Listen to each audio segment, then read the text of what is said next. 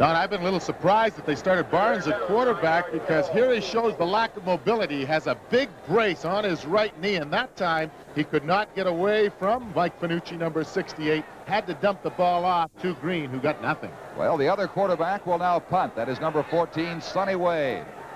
Wade, a real money player at playoff time, as you've seen in previous playoffs and Grey Cup games. Good charge, gets a fine punt away, aided by the wind. Cates, having trouble with his son, takes it in, and then is taken down right there at the Ottawa 20-yard line. A 43-yard punt, and Cates contained by John Olenchuk. So we'll pause for a moment here. About 3 minutes gone, no score. What should you do? You love that older car of yours, but it runs on premium leaded gasoline, which is not so easy to find these days. Relax and come on over to new Shell Super Non-Leaded. It's blended especially to give smooth-running, high-octane performance without lead. And with no more lead deposits, your muffler, tailpipe, and spark plugs will last longer. New Shell Super Non-Leaded. They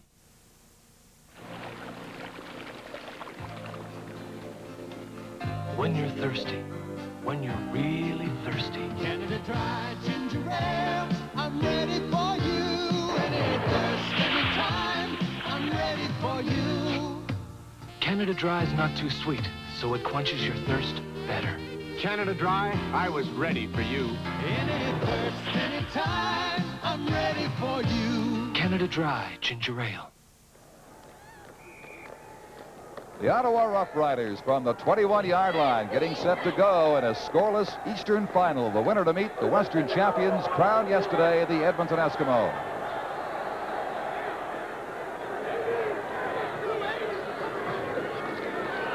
This is Richard Holmes out to the 27-yard line. Good for about 6 in the grasp of junior RU, number 77. Montreal with 3 Canadians in the front 4. Glenn Weir, Gordy Judges, and Gabriel Gregoire. The only import is the man who just made the tackle, Junior RU. Bruce Taylor is a man who's had a lot of experience in the National Football League, and going into a game like today, I asked him how he was going to cope with this extra 15 yards width on the field. Well, there's no doubt about it. It's a longer field than I've ever experienced playing against. But football, short. You know, I have to basically get down to covering man for man, and I've done it before in the past, and I intend to do it again today. Holmes denied the first down near the 30-yard line. It's going to be third down, about 1.5 yards. Gordon Judges made that defensive play with his buddy Glenn Weir. There's Gordy, who was in conversation with Russ just before kickoff time today. He's been hurt a lot, but what a competitor. And right now, as they suggest, perhaps the best of the front 4 of Montreal. And as he said, it's down to the nitty-gritty, and this is what it's all about, playing in the Grey Cup.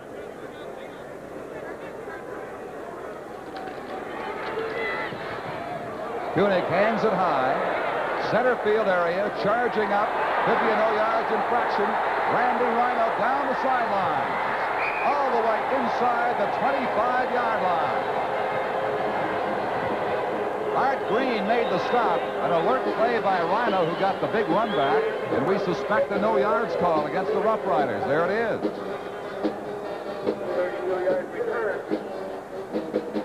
Bill Dell, the referee. We have a no yard, number 76, and it's declined. So they'll waive the infraction and take it right there at the 23-yard line.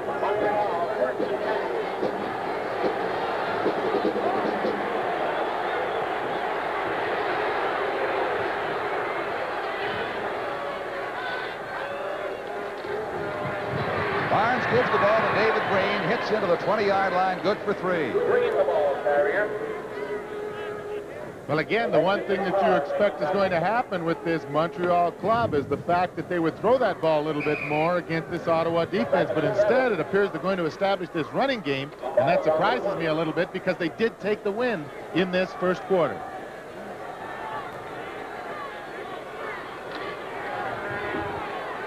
Chuck McMahon, number 33, has brought a play in from Montreal head coach Joe Scannella. 2nd and 7. pitch for Bob Gaddis. Triple coverage knocked away. Ken Downing was there.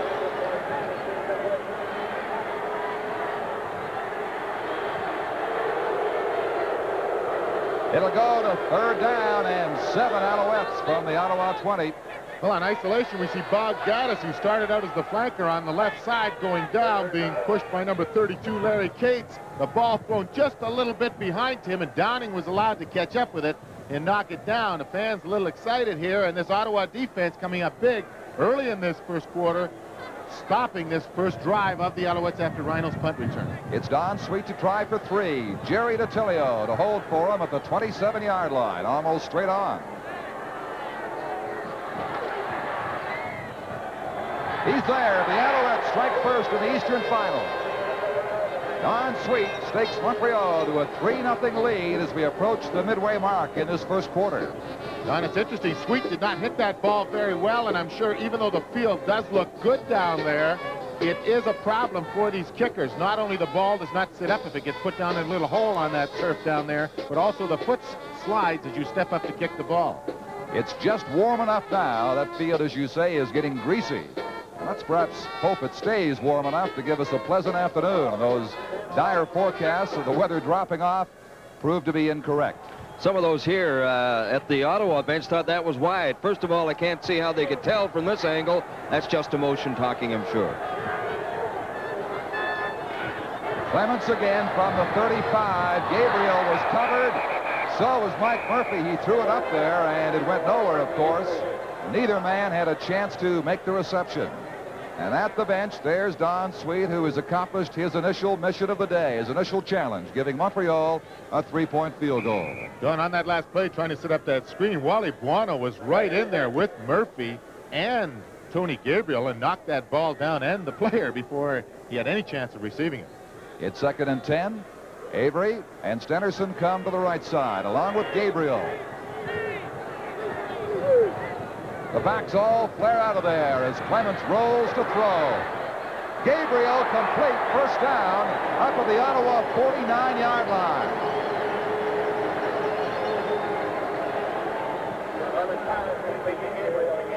Well, Tom Clements rolling to the right here now, got good protection. Gabriel, number 62, couldn't get outside to make the contain, and this allowed Tony Gabriel plenty of time to get downfield about 10, 12 yards, and as he took that ball, stumbled out of bounds. Liggins and Judges we see on that last play. Judges pushing Liggins down, but Granny staying with him and keeping him inside when Clements is rolling out. That was Ottawa's first down. They go to Richard Holmes through the middle. He threads his way through for about 4 yards in the area of the 53, met by Junior Ayu. I would think, Don, that one of the problems Granny will have playing offense is to be able to stay in a good stance with his head up in the chest of that on-rushing lineman. In most cases, it'll be Gordon Judges. But that's something just from experience, and Granny not having played there for a few years will face a bit of a problem. But having not played at all for about 6 weeks. That's right, but he told me just as he went back out for this sequence, Don, that he felt pretty good. Everything seemed to be working for him. The fake goes to Richard Holmes. The ball goes out for Clarkson. Reception, first down it'll be at the Montreal 45-yard line. So he beats Vernon Perry to give the Riders another play or series of them here as they're moving now. Midway in the first quarter as the Owls lead 3-0. I've played out of some monsters before, but this one's something else. This monster is the Terex Titan, the world's largest truck. It's the big daddy in the Terex line of off-highway equipment. Equipment used worldwide for mining, logging, and heavy construction. Whether it's playing golf or moving mountains, you need to use the right iron. And baby, that's a lot of iron. Woo! Ottawa with a promising drive. That first down at the Montreal 45-yard line. It is 3-0. Montreal, 6 minutes and 53 seconds remaining in the opening quarter on a beautiful sunny afternoon at Lansdowne Park. He goes back to Richard Holmes after a fake to him. And Holmes thunders down to the 35. Will be close to a first down. Junior Ayu again, the Montreal tackler. There's is the story on the rushing record of Richard Holmes in 1978. He does not yet have the first down, as the Alouettes have requested a measurement. He had to be at the 35-yard line. Don, statistically, that doesn't look like a great year for Richard Holmes. They were a little concerned about his performance here, and they were considering putting Art Green back in that running back spot. But certainly after the great year he had last year, anything would be a letdown. He does not have the first down, and it will be a second. Will Clements go for the big one here and wait for third down to try and get it? Clements 4 for 5, 37 yards this afternoon. As expected, Ottawa throwing and Montreal mainly relying on the running game. They did try to catch Gaddis once deep in the end zone, but he was well covered. And Ottawa's wasting quite a bit of time going into this win, this drive.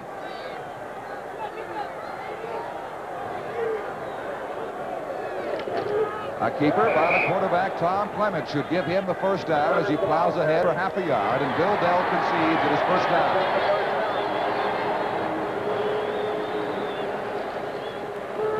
There's Granny. Well, he'll get better as he feels more familiar with it, and the old habits and memories come back to him as the game progresses this afternoon.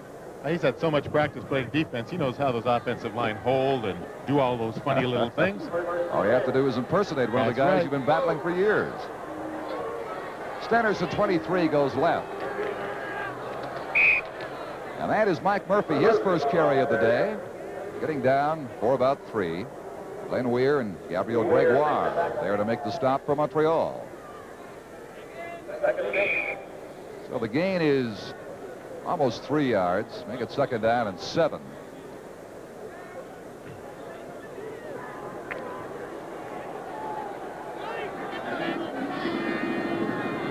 Around the 32-yard line.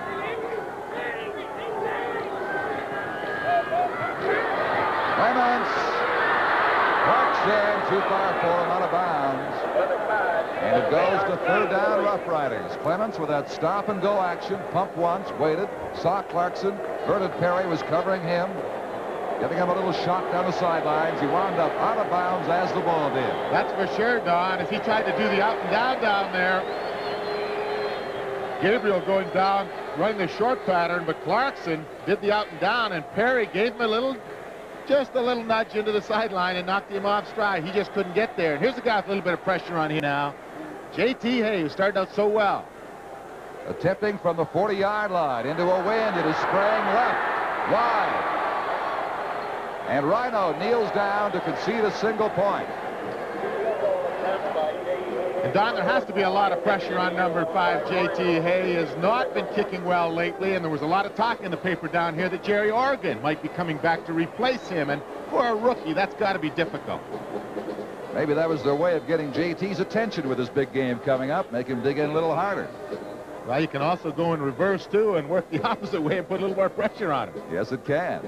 Well, he went 43 yards in 9 plays, got 3 first downs, but only a single point. So now it goes to Montreal from the 35. Alouettes lead 3-1. 4:20 left of the first quarter.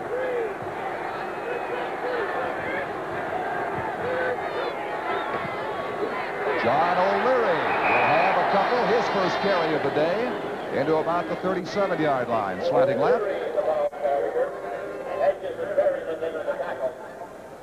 Ryan Hedges was there, along with Jim Piaskowski, a defensive end, number 73, as Lamar Leachman, the former defensive coach of Toronto, has words for Wally Buono and Carl Cornell and Tony Proudfoot on the sidelines. Montreal has no first downs in the game that they have earned.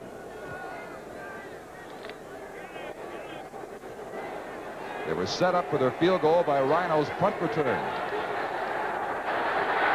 Joe Barnes has Gaddis. Wayne Tosh piggybacks Gaddis down around the 45-yard line. They'll give him the area of the 47, and he'll claim the first down. Well, Barnes going straight back to throw this on the second down situation. Got pretty good protection because they put everybody to the outside. He moved back up into the pocket. Gaddis had gone downfield and just done a curl in front of number 17, Wayne Tosh. Just far enough for the first down. Montreal's first today.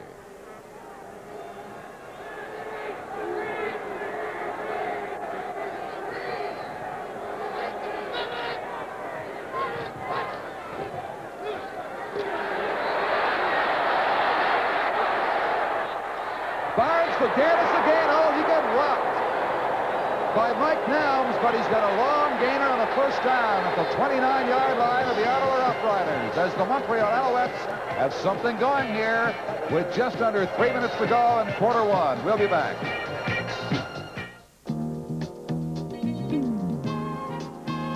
When you got it, you know it. When you got it, you show it. When you got it, you simply say, this is the way it's gonna be. If you think you've got to trade off the kick you used to get out of driving for the comfort of your family, you've got it wrong. Because you can do right by them and still put yourself in a Pontiac, like the 1979 Parisienne, mid-size Le Mans, or the compact Phoenix. If you're going to get it right. After all, when it comes to cars, you know who's got it, don't you? Nobody's got it like Pontiac's got it. Nobody's got it like Pontiac's got it. Nobody's got it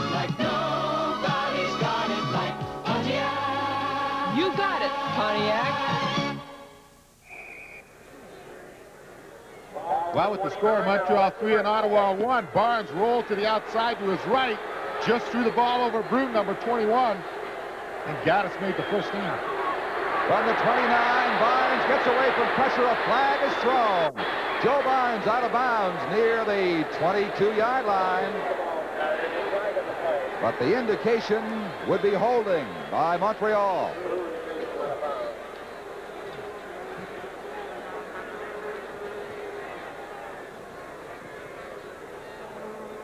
Get it. Bill Dell will explain the choices to the Ottawa captain. He does. Here's the call. Holding, number 5-3. That is the center, Doug Smith. And that'll roll them back to the 39-yard line from where the Alouettes will now be first down repeated, but 20 to go. You don't see Peter Dallariva leave the field very often, but there he goes, very woozy. He was shaken up on that last play.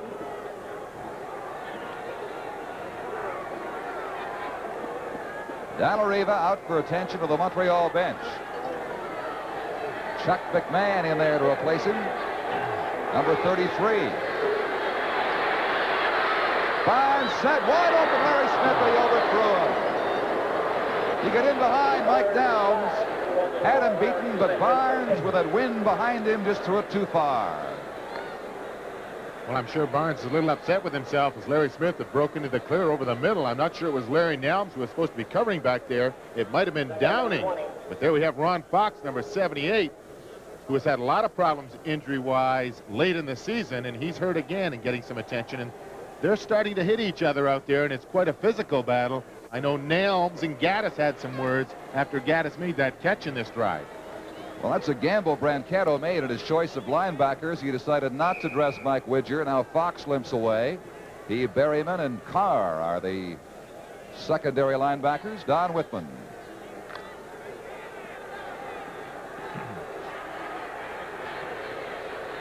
Peter Dallariva at the bench had just taken on some oxygen. This is a supply they have at that Montreal bench. He's going to get back in there. You saw John O'Leary let the ball slip through his hands. The Alouettes are stalled right there at the 39-yard line.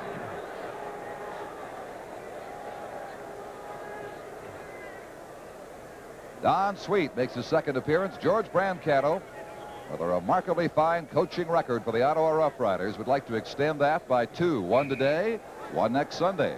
And he was very uptight late this week concerning this particular ball game, because throughout, I think, the last 3 league games, he was never certain how good his football club was going to perform. Here's Don Sweet. He'll try from the 46-yard line. He's got that wind behind him, remember. Latilio holding for him. A low line drive misses. Larry Cates in the end zone makes a move to run it out and then gives up the single point. So Montreal is back into a 3-point lead on Sweet's wide field goal. They now lead 4-1 with 1:14 to play in the quarter. A 36-yard drive with 2 first downs for the Alouettes, culminating in only a single point. Well, you can tell it's not too cold here at Lansdowne Park in the sun just by looking at that, what you see on your screen now. The Silver Machine. But with the field goal being wide, they get the ball right there at the 39-yard line, the Ottawa Rough Riders. Here is Richard Holmes hitting hard, good drive and momentum. Reaches the 48-yard line. It's going to give him a gain of 7 to 8. Gregoire with a Montreal tackle. Well, from low angle, Holmes going off tackle, and it's just good second effort here as he gets hit about 3 or 4 yards over the line of scrimmage and carried on for the gain of 8 yards. And a big play for Ottawa, because if they can control this ball through the quarter, they'll turn around with the wind at their back before they have to punt. Holmes averaging more than 5 a carry, 21 yards today. Fumbles the football. It goes over to the Montreal Alouettes.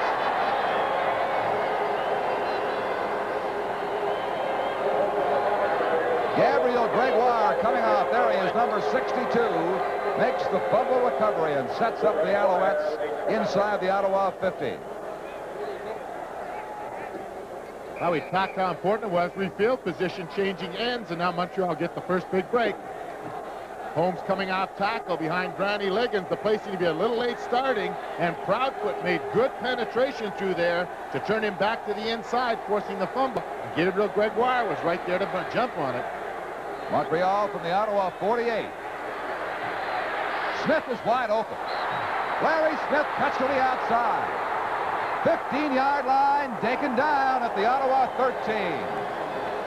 Ken Downing and Mike Nems finally caught up with him on the final play of the opening quarter. And at the end of the first quarter in the Eastern Final from Ottawa, the score is Montreal 4, Ottawa 1. My wife got the house, but I got the Sony. Darn. I thought they were going to give me a Sony. Most people feel very special about Sony Trinitron Color TVs, probably because Sony Trinitron Color TVs are very special. You see, it's not just a TV, it's a Sony. I hope he's not disappointed. I think he was expecting a Sony.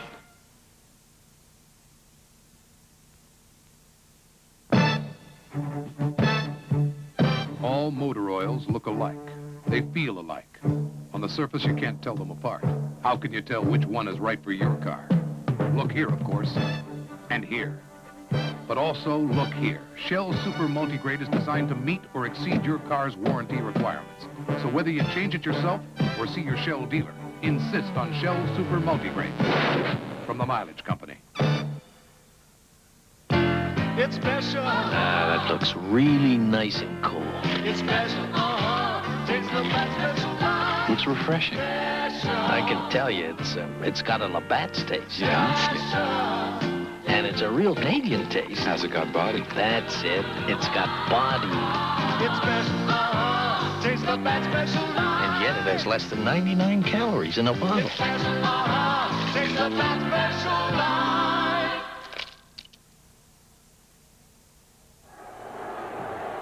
Ottawa had the ball more in that first quarter. Montreal did more with it, leading 4-1. They're at the 13-yard line with a first down to begin the second quarter. John O'Leary inside the 10, down to the 5. They'll mark him at the 4-yard line. Tim Berryman tripped him up right there as O'Leary was heading for the end zone. Well, John O'Leary hasn't had the ball much this afternoon, but a couple of times he's done something with it. That's a second carry for him on the ground, this time carrying the ball in for about 8 or 9 yards and putting the Alouettes inside the Ottawa 5-yard line. But good offensive blocking by the left side of that Montreal line. Joe Scannella doesn't look as happy as he probably feels right now. He'll be happier if they get in from here. Green stopped for a loss, thrown back. They do not get the first down. Ahead of you at the 3-yard line. It's going to be third down and a good 2 yards to go. Wayne Tosh forced that play on David Green, made first contact, then got help from Brad Carr, number 42. Ron Fox down once again, the second time he has been shaken up this afternoon. They'll bring in John Glassford to replace him as Jerry DiTilio now, and Joe Barnes have words with head coach Joe Scannella. The injury to Fox giving Scannella a chance to give his instructions to his quarterback. Don Sweet still on the sidelines. Scannella may be thinking in terms of going right here as you see Fox make his way out to the Ottawa bench. The ball just outside the 5-yard line. It's 3rd down and 2.5 to go. You could probably expect some type of rollout here from number 7, Joe Barnes. Here it is. Nope, goes back to O'Leary. The question now is, did he reach the 3-yard line and that first down marker? Well, they went right back with the play that he'd gained 8 on the previous time, and Scannella, they're signaling from the Montreal offense to Scannella that they have the first down, but they're bringing those sticks out. This is a big measurement right here. So much depends on where they place that ball. Well, we'll find out for ourselves. They've got it. First down from inside the 3 for the Montreal Alouettes. O'Leary going in with the same offensive running play that he gained the 8 yards on first down to give the Montreal team a very important first down and the first down on the ground this afternoon. A brand new series of plays from the 3-yard line. John O'Leary denied the goal line. Berryman and Glassford there to fill it in on the right side of the Ottawa defensive wall along with tackle Brian Hedges. That Ottawa defense being very stingy down there near the goal line. John O'Leary, that is his record in 1978. A number of running mates, Ken Starch for a while, but this man David Green has really helped Montreal. Second down.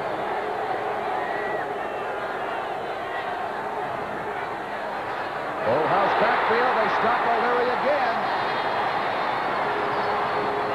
I would think the Alouettes might be considering varying the play selection from inside the 5-yard line. That's 4 cracks to John O'Leary. Scannella wants to know how far do we have to go. Well, this is Canadian ball, Joe, and it's going to be 1 yard. 1 yard it is. He's wishing he was still down in Oakland. He's on the 1-inch line. And one more down. Well, I'm surprised they haven't tried to get outside against this Ottawa defense. They're all pinned inside, trying to penetrate. All they can do on the 1-yard line is that. There's 6 play from inside the 13-yard line on this series. Joe Barnes rolling. And we'll get in for the touchdown. Capping a 48-yard drive. And finally, Russ coming back with a play you suggested about 6 plays ago. Roll action.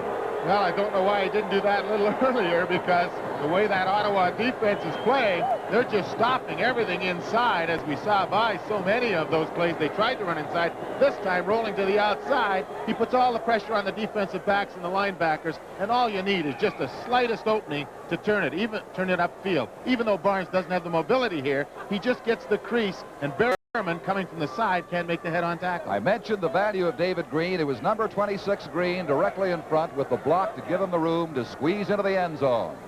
D'Attilio holding for Don Sweet. The point after touchdown is through. And the Montreal Alouettes are into an 11-1 lead over the Ottawa Rough Riders with a good measure of early confidence and momentum here in the Eastern Final from Lansdowne Park.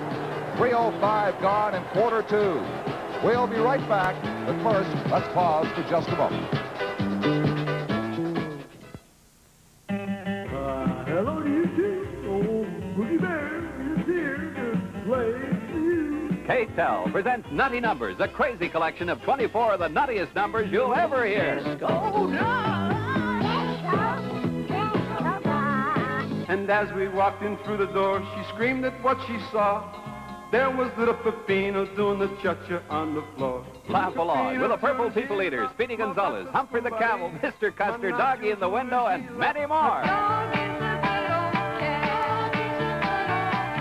I don't like spiders and snakes, and that ain't what it takes to love me.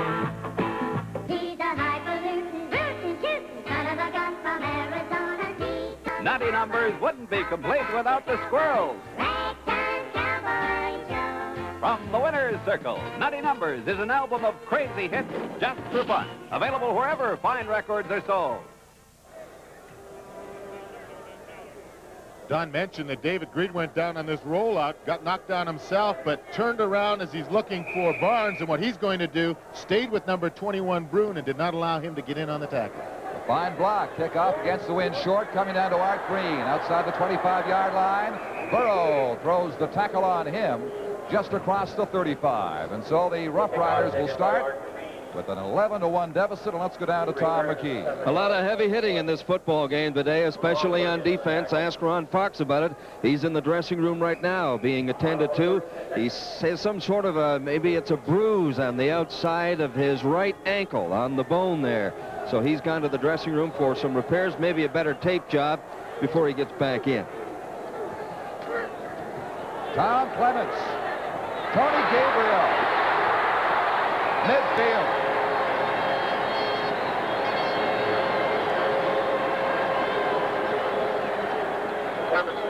Now Tony Gabriel catching that for 17 yards, getting him up to midfield. Just coming down over the middle, curling in front of the zone defense, and then running through number 23, Tony Proudfoot, and gaining the 17 yards to midfield. Vern Perry finally hitting. Mike Murphy for about 3 at the Montreal 52, taken down by Gordy Judge's number 75, the Alouettes' fine left defensive tackle. George Brancato has to be concerned about the way Montreal started today's game, much in the manner they finished their final regular season game with a big victory in Montreal over the Riders. They go to 3 down linemen now as Gordy Judges comes out. John Olenchuk and extra linebackers in there, number 41. A flag has been thrown. And Olenchuk, who came in, is pretty happy about that sack of Tom Clements, but an official has been hurt. One of the officials, looks like referee Bill Dell, got caught up at the conclusion of that play right where the tackle was made and is down on the field. Well, the original flag was thrown at the line of scrimmage, and I think Ottawa was probably going to be called for illegal procedure. And as Clements tried to get to the outside, Olenchuk, number 41, showing some good speed, gets out there now, makes the tackle. And then as the official comes over, he seems to twist his ankle as he steps in to get the ball from Tom Clements. It was not actually in the tackle of Tom Clements that he was hurt.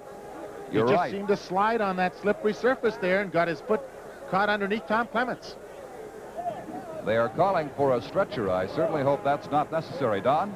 I think it is going to be necessary, Don. They are calling for the stretcher. The supervisor of officials, Bill Fry, is here, and the backup man almost certainly will have to go into action because it would appear as though this injury is a serious one. Well, that's unfortunate because it was one of those situations that you can't predict, because as Bill Dell came over, making sure that Tom Clements was not piled on, and he was not, he just seemed to slip underneath Clements and twist the ankle badly, as you saw on that particular replay that we had of Olenchuk making the tackle. One of those freak accidents, unfortunate as it is. Well, we'll see it again here now as Bill Dell does come over. Olenchuk is throwing the victory sign up, and just as the official steps in to get the ball from Clements, he seems to just jab his foot in there, and he has hurt himself quite severely. Bill Dell, a veteran CFL official, in charge of this game this afternoon. We'll have to have a change made now, as an alternate official will join the ranks and a new referee would be appointed if Bill Dell is in fact unable to continue.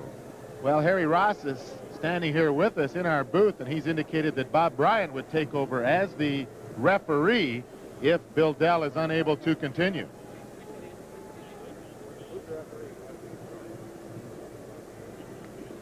Yes, Bob Bryant has the black referee's cap on already, and he will be in charge of this game.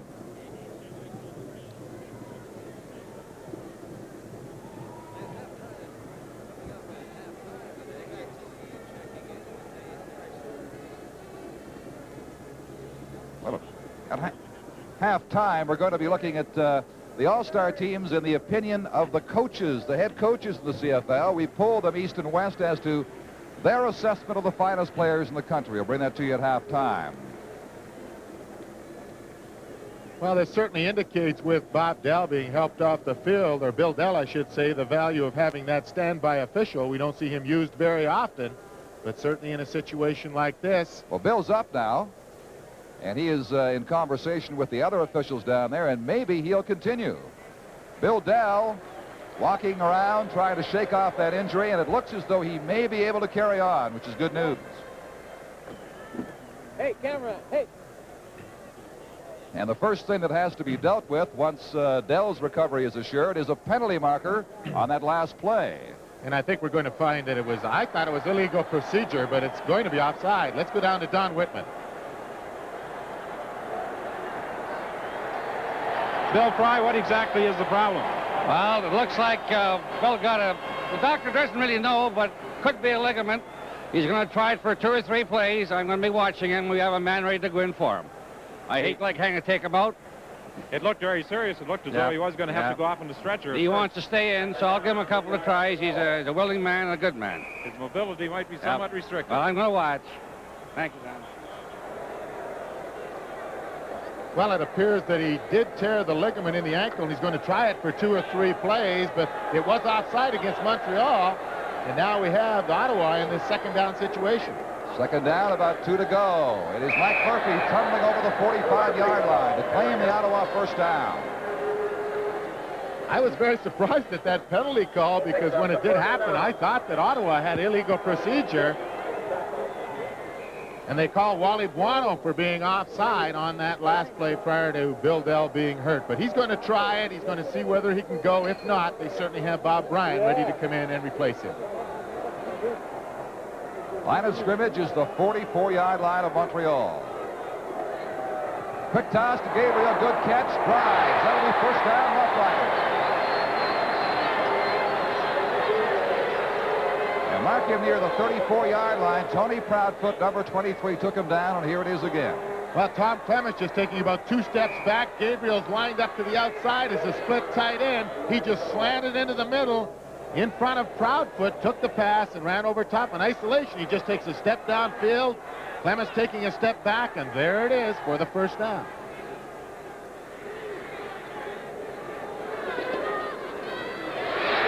Murphy, first man through, gets only a couple of yards. But that's enough to keep this drive going. From the 33-yard line, Wally Buono, number 39, the Montreal tackler. The ball's actually at the 32 as we have 8 minutes and 40 seconds to play in the first half. Ron Fox shaken up twice, trying to walk his injury off at the Ottawa bench.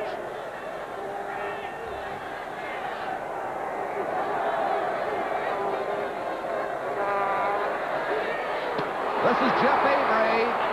Avery, an immediate first tackle by the newcomer, Bruce Taylor, number 25.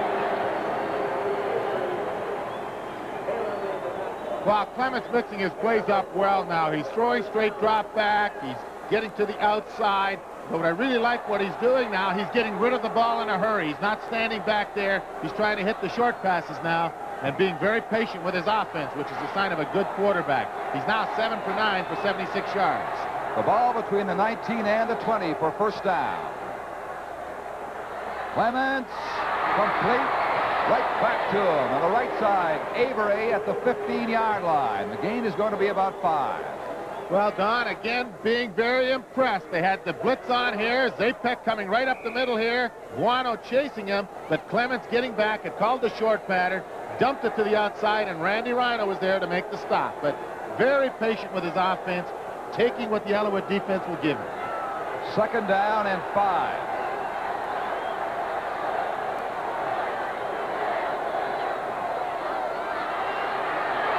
Play action out to Richard Holmes. First down at the 5-yard line. They take him down finally at the 3.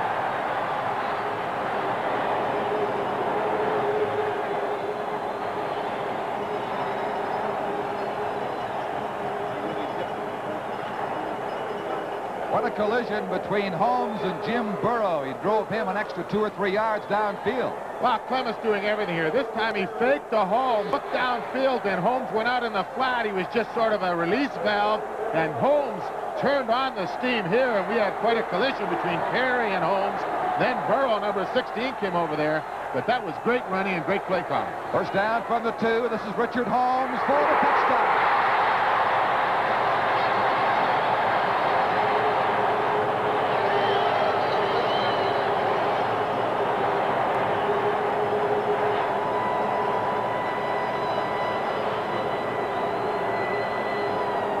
Richard Holmes taking the handoff, and there was no one there. He put his head down as though he's going to run into somebody, but didn't have to, and stumbled over the goal line, actually. No one even touched him, and they're running over Granny Liggins and Jim Coote on that right side, doing a good job. Holmes brings the Riders to within 4, and J.T. Hay will attempt to make it a 3-point difference right now, and he does. 6 minutes and 46 seconds until the half, and it's 11-8. Again, you'll see Holmes going in there. There's quite a hole as he goes through there. They collapse that Montreal defense down, and Tony Gabriel very happy. The largest playoff crowd in Ottawa's history, over 31,000, has come alive. Holmes capping a 72-yard scoring drive, and so it's 11-8 for the Alouettes. We'll be right back after this brief pause. Labatt's Party Case, with Canada's favorite ale and lager.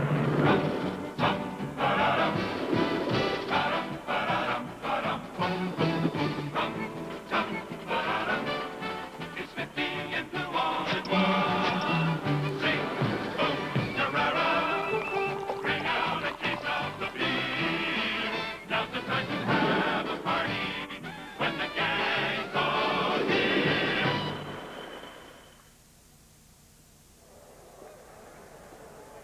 Well, referee Bill Dell tried a few plays to get himself together and that injury to come around, but it hasn't worked out. I think he's taken himself out of the game.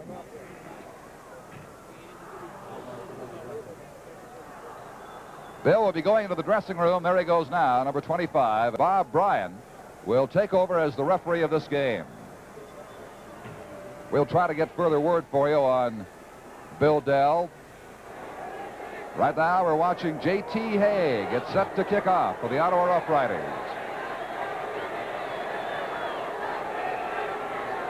And this crowd is starting to come alive for the first time this afternoon. Hay pounding it down. David Green, the 20-yard line. Still battling, but they have him around the 24. Fournier was there, along with Downing, and then some other support came up to stop a 22-yard return right there at the 24-yard line.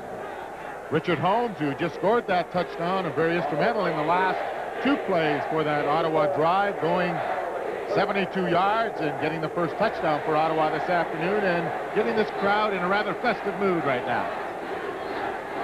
I was talking to Bob Sugden, Jim King, and Chuck Paul, of the other officials now with Bob Bryan, who's taken over as referee. It's 11-8 Montreal, just over 6 minutes remaining in the second quarter. Joe Barnes to David Green, and Downing hits him at the 30-yard line. That's a gain of 5.5. Piaskowski also there, as Randy Rhino's in communication with the Montreal spotters booth.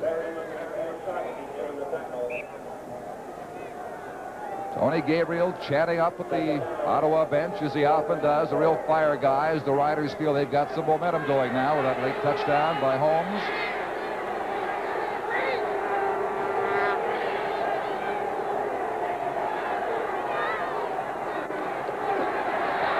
Barnes in trouble.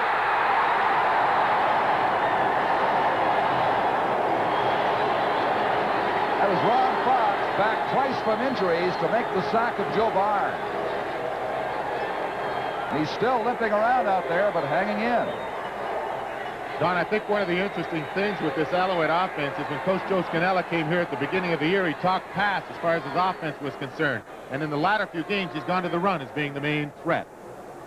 So it'll be Sonny Wade getting set to punt now, as the Alouettes are 3rd and 9 from their 25-yard line. Tates and Nelms 10 yards apart, waiting for Sonny Wade's effort.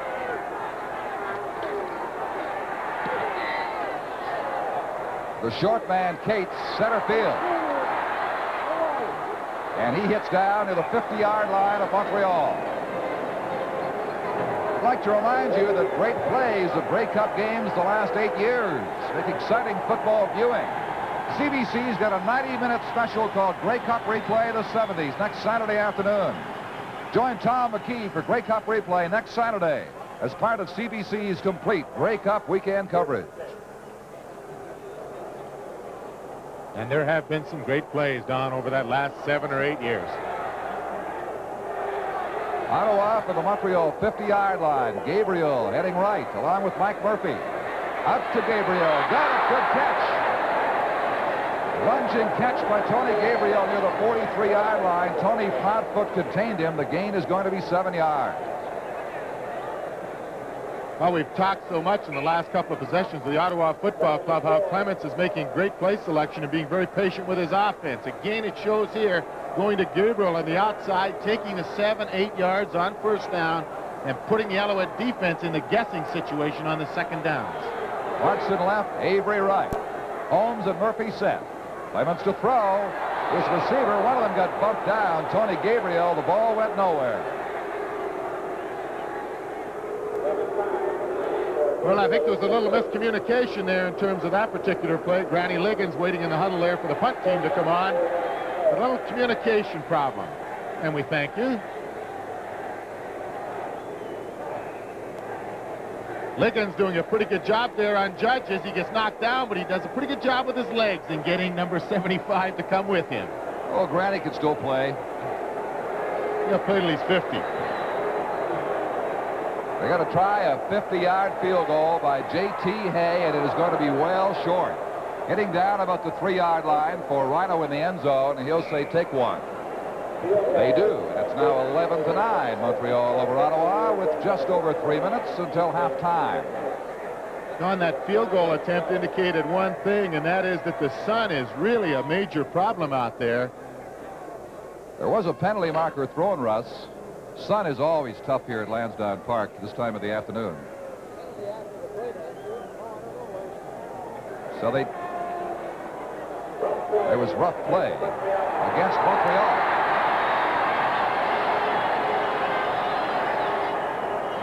Well, the question will be, when did the rough play take place? If it took place after the fact, then it still will be Montreal's ball, but it will be moved back from the initial point where the ball was kicked from. So there is a discussion going on out there, but that sun is bad here. Coming out, it looks as though the Alouettes may get the football. Well, I'm sure the penalty was after the play and not during the initial attempt to kick the field goal. Apparently, Chuck Zapek gave Tony Gabriel quite a shot, and that is the infraction that the officials saw, but it would have to be, I would assume, as you say, after the actual attempted field goal, which resulted in 1 point. But you can see by the length of the shadows of the players standing there with the officials finding out what has happened, how bad that sun can really be, so that when you are at this east end of the field, you do have problems in receiving the punts or kickoffs. Now, they'd be entitled to the ball at the original point of last scrimmage on the field goal attempt of 43. They take off 15 from there, so Montreal will start back at the 28, and the score is 11-9. That's very good mathematics, Mr. Chevrier. Usually I leave that to you. I wish I had a lot of time to figure that one out. That's the key.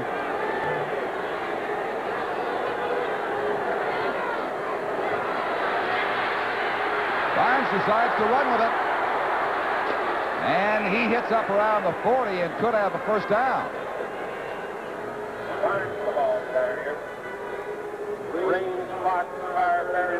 Mike Raines and Ron Fox again in on the tackles for the Ottawa Rough Riders. And they confirm it is first down. That Ottawa defense is not giving Joe Barnes too many receivers to throw to. Doing a pretty good job forcing them out as Joe Barnes is heading to the sideline, but at Lansdowne Park here, late in this second quarter, we have the score 11-9 for the Alouettes, and we'll be back in just a moment. Hey, when the weatherman says snow, I'm just the fella you should know. I sell the right winter tire for you. Your Michelin dealer has the tires that'll take you through anything winter's got. If you're looking for mileage on the open road, a solid grip on ice, real digging traction in deep snow. And all this at a price that's a nice surprise. It's Winter Michelin's. Hey, they don't compromise. I wash you. Ever get the urge to just let your imagination run wild? Open up your life with a GMC truck. Get out there and really do it. Like a GMC van that you can make into your own private world. A pickup maybe, or for riding the high country, a Jimmy with four-wheel drive. And if pulling power is what you're after, try hitching up to a GMC Suburban. GMC. Trucking's what we're all about. There's the Alouette record in 1978. Right now, an 11-9 lead they have. The ball first down in their possession from their 40-yard line. It's been Joe Barnes all the way. Dumps it out to surprise Peter Dallariva. And Dallariva gets only maybe a yard. He was hit by Ron Fox, again playing exceptionally well on a bad leg this afternoon. As the riders are putting up all sorts of banners, their fans are, to take care of those Alouettes, who are a lot larger than portrayed right there. It's Montreal's first pass this quarter. If you want to compare how they're doing, on first down, Clements has passed 8 times out of 14 chances. Of course, first down is the one where you may surprise your opponents. If you don't get very much the first time, they're looking for it on second down. Big rush, and down goes Barnes. Mike Raines, Mike Paducci, Jim Piaskowski all there.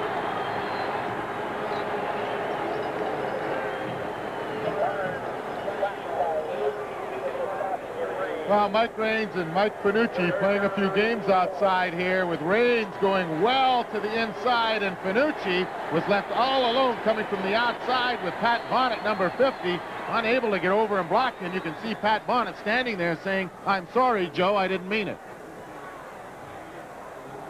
A helpless feeling for a blocker when that happens. It's third down and 19. Wade has to face the sun to field the snap. Here comes the charge. Not a good kick by Sonny. Midfield for Larry Cates. And Cates hits down to the 52-yard line of Montreal. Only a 25-yard punt that time. It was John Olenchuk with the tackle. 1:44 until halftime. The Riders will have one more series right here. Well, a standing ovation for this Ottawa defensive club, who played very well. Even the touchdown they did give up when Barnes ran in from the 1-yard line. They were very stubborn down there inside their own 5-yard line.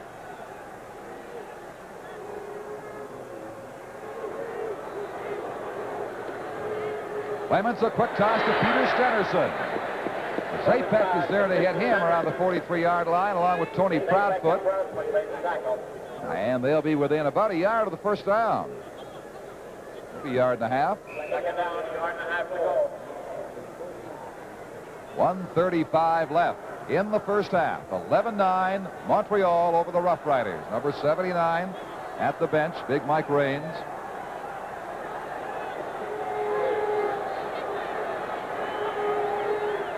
Montreal with 4 linebackers in there. Mike Murphy slips through, gets the first down at the 38. He got past Olenchuk, and Burrow made the stop for the Alouettes. Don, I'm really surprised that on that 2nd and 1 situation that the Alouettes stayed with 3 down linemen and 4 linebackers, because that's usually the time when you will make that substitution, put the 4th down lineman in. And now on first down, they put Gordon Judges back in place of number 41, John Olenchuk. But on a 2nd and 1, you expect them to go with the 4 down lineman. Minute flag is now up. Richard Holmes barely staying on his feet, tilting forward, hits the 35-yard line for 3. It was Wally Buono who stopped him. He almost stopped himself with that forward momentum of his on the angle with 56 seconds remaining in the first half. So we are really no better off in terms of knowing the Eastern champion at the close of halftime than we were at the outset. They're 2 points apart.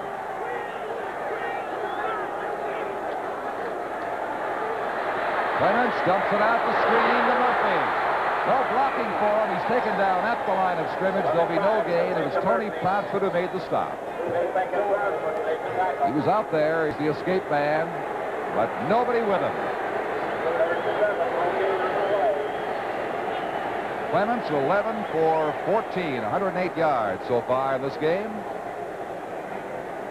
And his prime target has been Tony Gabriel with 5 receptions for 49 yards. This should give Ottawa the lead before the half. It'll be Hay from the 42-yard line. Kunick holding for him. It's wide. Rhino will bring this one out at the 10. A great run back by Randy Rhino. Look out. Trying to maintain his balance. He's all the way back to the 41-yard line. Gabriel finally got him, but only 5 seconds remain until the end of the second quarter. But Randy Rhino, who I think was, well, more liable to concede a point, decided to go with this one.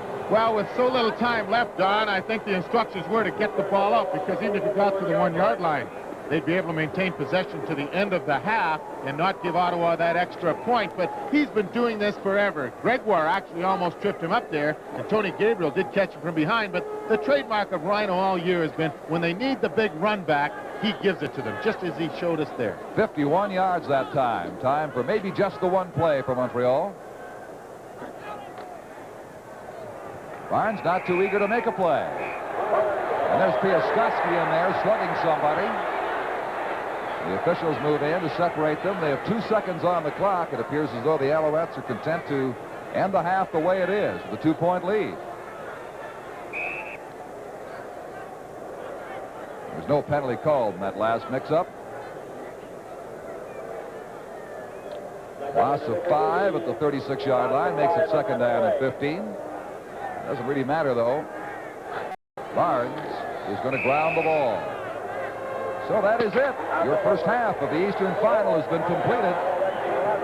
A touchdown apiece. The Alouettes have the lead. At the end of the first half, the score: the Montreal Alouettes 11 and the Ottawa Rough Riders 9. It's lightweight. It's portable. It's virtually indestructible. You can hammer on it, saw on it, sand on it, paint on it, drive a screw on it, cut a pipe on it, plane a door on it, fix a picture on it, or a wheelbarrow, or a chair, or a bicycle. You can even have your lunch on it. The incredible Black & Decker Workmate. You'll wonder how you ever worked without it. Make it happy times and smiling faces, holding hands in favorite places. Make it Buick. After all, life is to enjoy. The new 1979 Buick Regal. Good-looking, smooth-riding, Buick comfortable, luxurious. V6 powered, turbocharged V6 in the Regal Sport Coupe. After all, life is to enjoy. There's really nothing quite like a Buick. A recent Shell test showed many people didn't know what shape their cars were in. Out of 215 cars tested, 208 had problems. That's 97%. We found 179 cars had fluid level problems, 56 had electrical faults, and 44 had exhaust system problems. Problems that could lead to expensive repairs if not corrected early. That's why Shell wrote the Early Warning Book, one in a series of helpful books, free from Shell. Shell helps. Well, the Ottawa Rough Riders came back with a certain amount of drive late in that second quarter, and these teams are just 2 points apart. Hard to pick a winner. Hard to pick all-star teams, too. Perhaps the people best qualified are the coaches, the head coaches. We went east and west and asked them what they thought, who they thought the all-stars should be. Let's begin in the Western Division. We start the Western offensive team with no great surprise, as the coaches picked BC Lions' Al Wilson at center. He was last year's Lineman of the Year, a great Canadian player, started as a backup guard in '72, later moving to center. At guard on each side of Wilson, the Saskatchewan Roughriders' Ralph Galloway and Calgary's Harold Holton. Another Stampeder, Lloyd Fairbanks, is the all-star tackle, along with Butch Norman of Winnipeg. Willie Armstead of Calgary gets the nod at tight end. He finished the regular season with 9 touchdowns, including the longest in the CFL this season, a pass and run play for 101 yards. Waddell Smith from Edmonton was voted all-star wide receiver. Smith has good speed, 4.65 for the 40 yards. This was his second year with the Eskimos. Patterson of the Blue Bombers makes the coach's all-star team at wingback. Another fine Canadian player, Patterson finished second in the CFL pass receiving department with a total of 69 catches. Again, there are no surprises when it comes to all-star running backs in the Western Conference.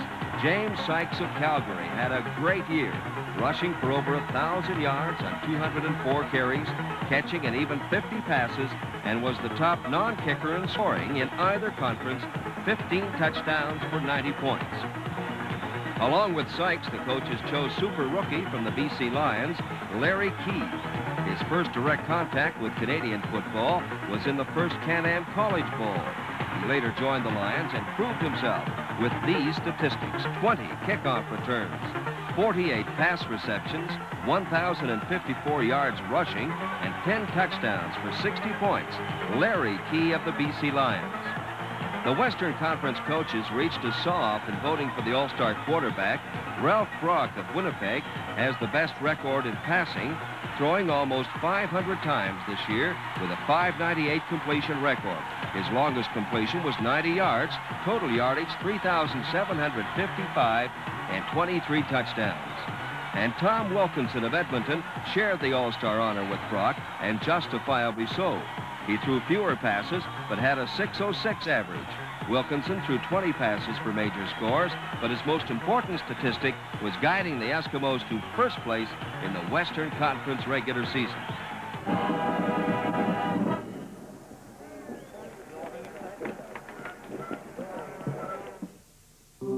In ancient times, people worshipped winged gods, symbols of freedom and strength. But today, every man has wings to fly to Persepolis and other legendary lands of the Middle East, or anywhere else in the world, on a Boeing 747.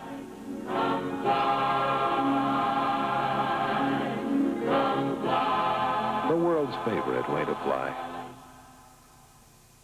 The most important thing about new stereo receivers from Sony, other than their super specifications, is the fact that, like all Sony products, they're designed for people.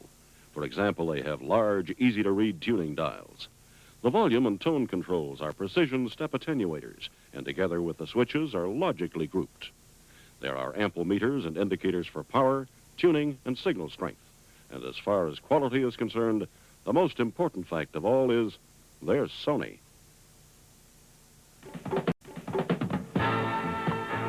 In the Eastern Conference, the All-Star center was chosen by the coaches as Henry Waszczuk of Hamilton Tiger Cats. Although only 4 years a pro, Waszczuk proved a mainstay in a shaky year for the Tiger Cats. The All-Star guards in the East are Frank Palmerico and Charlie Brandon, both of the Ottawa Rough Riders. Brandon, incidentally, was the unanimous choice. Jim Coode of the Rough Riders was also a unanimous choice. He's joined as All-Star tackle by Dan Yoakum of the Montreal Alouettes. Interesting to note, the Argos were shut out along the front line. Moving to tight end, Tony Gabriel of Ottawa, as expected, got all the votes here. The coaches also named him the most valuable offensive player. Gabriel had another 1,000-yard season, 1,070 to be exact, on 67 receptions. He recorded 11 touchdowns.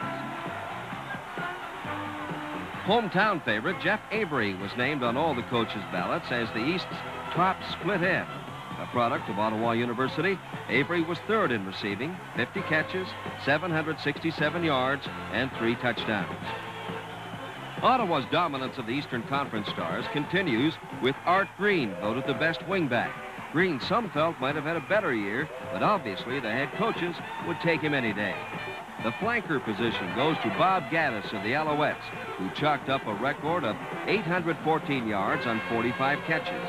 He had 3 touchdowns. Average gain was 18 yards. That was the best of the East's top 15 receivers. In the backfield, Mike Murphy, another product of Ottawa U, was the only across-the-board choice at fullback. The coaches had trouble making a definite choice for the halfback job. As a result, Jimmy Edwards, Hamilton, Terry Metcalf, Toronto, Richard Holmes, Ottawa, and John O'Leary, Montreal, all share the honor. The coaches had it easy in picking the All-Star quarterback. Actually, we say quarterbacks, because the Ottawa pair of Condredge Holloway and Tom Clements were shoe-ins. They were the best passers percentage-wise in the CFL.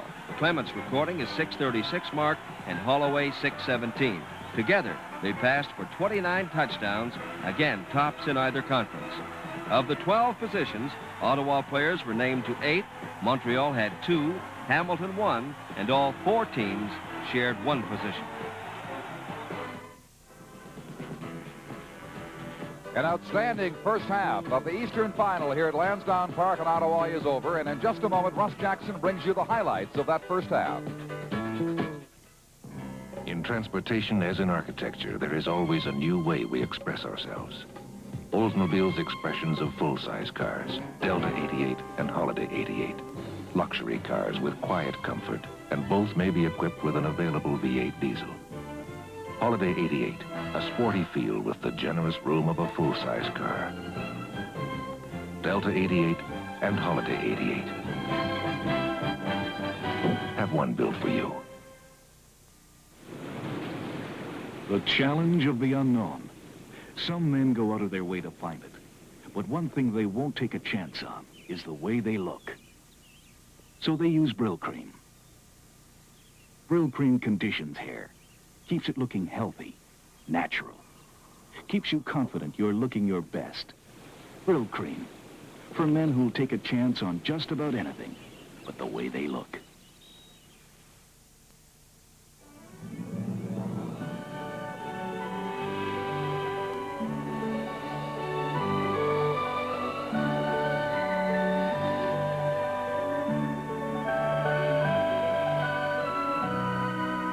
When you're smiling, keep on smiling.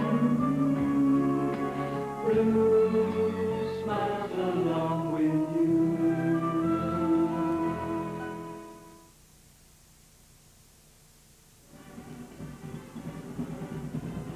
Well, here at Lansdowne Park, this Eastern Final, Russ, a long way from being decided. I know one definite edge Montreal had coming in was Don Sweet in the placement game. The other edge, I think, is Randy Rhino, you'll agree, in terms of punt returns. Well, Randy Rhino twice this afternoon has got away. Early in the first quarter, he took a punt where Ottawa was called for no yards and returned that 32 yards to set up the field goal. But he shows the second effort. He's got that drive and ability to get the extra yards for you. And late in the game, he almost broke one after Hay missed a field goal from about 5 yards deep in his end zone. And he does give them an advantage in returning those punts. He seems to be able to find the open area when no one else can.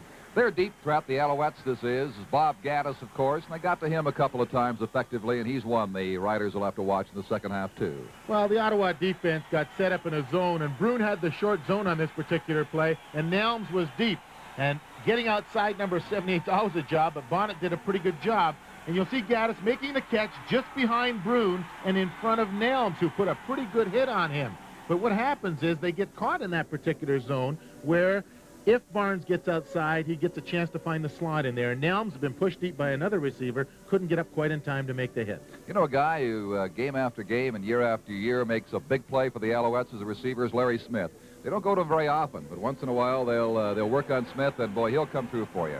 Well, they tried this play previously in the first quarter, and he was open for a touchdown, and Barnes missed him over the middle. I don't know where the linebackers were there. Fox, who's been having some injury problems, might have had the coverage because he was the closest man to him, and it took Downing to come over and make the hit on him. And this was the last play of the first quarter, and after many more tries from inside the 5-yard line, trying to run over the middle, Barnes on a 3rd-1 situation finally sprinted to the outside, turned it upside, and Berriman, number 41, who couldn't get the head-on hit, had to make the tackle from the side, and Barnes fell in. But it was the catch by Smith, who they go to sometimes when they're in trouble, that made the big play for them late in that first quarter. Russ, that was the test, I think, for Ottawa right there. They'd fallen behind 11-1, and they had to come up with something, and they did. Got a good drive together. Richard Holmes capped it by scoring Ottawa's touchdown. Well, I think the patience of Tom Clement showed here, because he'd thrown the ball on first down many times. They're on the 3-yard line. Holmes had just caught a pass to get them there with second effort to make the first down and carried in behind Granny Liggins. And Art Green got a real good block as well on that play. But the patience, I think, was really important. All right, a good first half. We'll be right back with the second half for you in just a moment.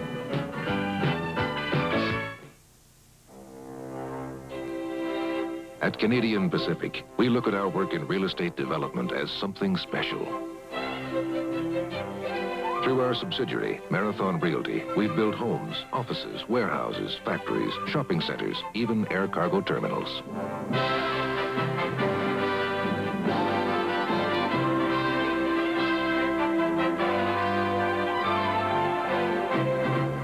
But at Canadian Pacific, we know everything we build has to be used by people to live, to work, to shop, to enjoy themselves.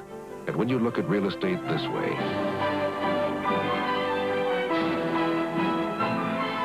there's a lot more to it than just bricks and mortar. There's you and me.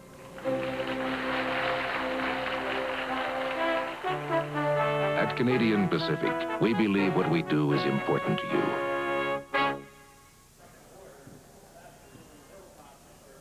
Well, there's another of many messages on behalf of the Alouettes, and certainly Montreal being so close to Ottawa, they've got supporters here in great numbers this afternoon to cheer their team on in this Eastern Final. The question is, will it be a replay of the '73 Grey Cup game, Ottawa and Edmonton, or the Grey Cup games of 1974 and 1975, 77 last year at the Olympic Stadium between the Eskimos and the Montreal Alouettes? We're about to find out in the closing 30 minutes of this game this afternoon. And here's how they compare to the first half. In terms of total offense, Ottawa had a big edge. In terms of passing, of course, again, as expected, the Ottawa Rough Riders had the edge. And yet, I'm surprised at the Montreal ground game. They like to run a little bit more effectively than the 38 yards they got in the first half. John, I think that's a change in the philosophy of Coach Joe Scannella, that he wanted to throw the ball early in the season and build his offense around that type of attack. Because of injuries, I'm sure, and number of receivers they've had to change with the quarterback problems they've had all year, they've had to go to the running game. But Ottawa has done a good job in stopping the running game, because that was one thing we felt that Montreal might have. With Green and O'Leary, they might have the advantage in that particular area, but they certainly haven't shown it this afternoon.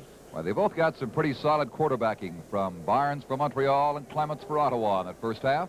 Right now, let's go down to Tom McKee. Well, Chef, I think you'd agree with me, as Mike Widger will too, that this is certainly a titanic battle when it comes to defense. Right, Mike? Well, I'll tell you, it's what everybody said it was going to be. It's a tough contest. We're going to give them the wind and the ball here in the third period so we can get the wind in the fourth. Hopefully, our defense will come up big and hold them here. Okay, they're just going out on the field, so we got a second. Lauren, do you see anything out there that surprises you? Well, the only thing they did that surprised us, I think, a little bit was they ran back away from the trip side. They ran back to the weak side with O'Leary. They hadn't been doing that in the past, so that's about it. Everything else is the same as they played all season. Be a little warmer, a little more to your liking to be on the field. Yes, it would be. Now, that'll hang in there, Mike. Thank you very much. Just about ready for the second half at Lansdowne Park. Don Chevrier with Russ Jackson, Tom McKee, and our guest from the West, Don Whitman, today. He'll be with us, of course, a week from today, Grey Cup afternoon in Toronto for complete coverage on CBC television of the big one. There's the wind factor, and the Alouettes have been given the ball and the wind here in the third quarter. The Riders counting on the wind for them in the fourth. David Green and Randy Rhino back at the 10-yard line for Hayes' kickoff.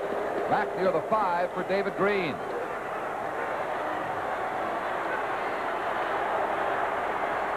Green shopping for room, can't find much. He takes it up near the 23-yard line.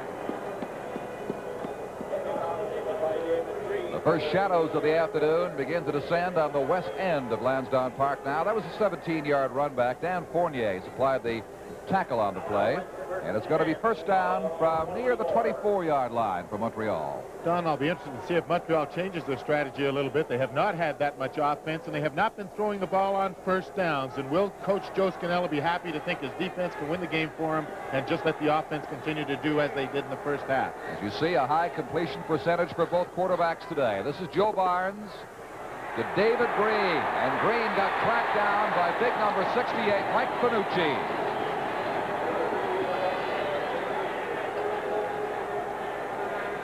He will lose 4 on the play. It's going to be second down and 14. The attendance here has been announced at just under 32,000, 31,000.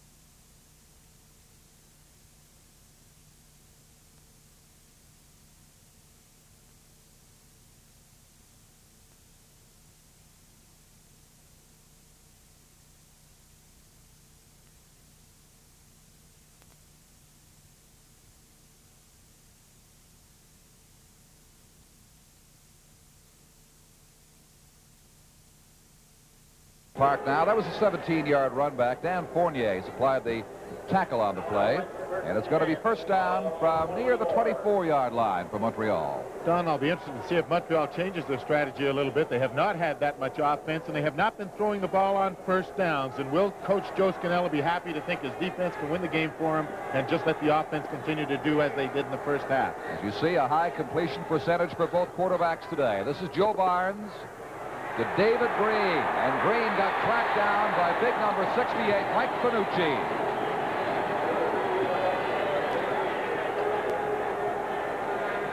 He will lose 4 on the play. It's going to be second down and 14.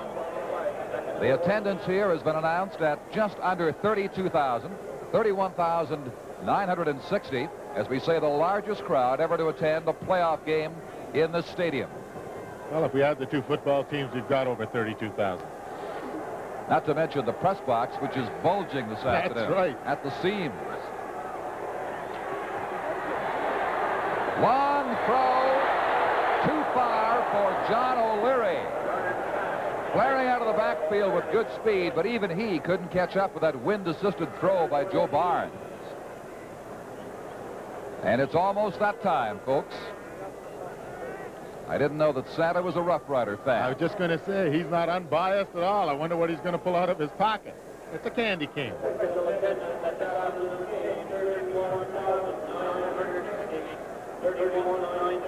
Well, the Riders aren't giving away anything, no matter what he's handing out.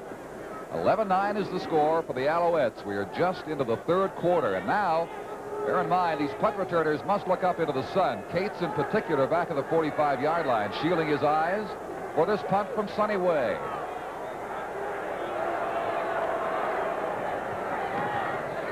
Here it comes, out of the shadows, into the sunlight, and is caught by Cates, and he's caught by Ian Mofford at the 48-yard line.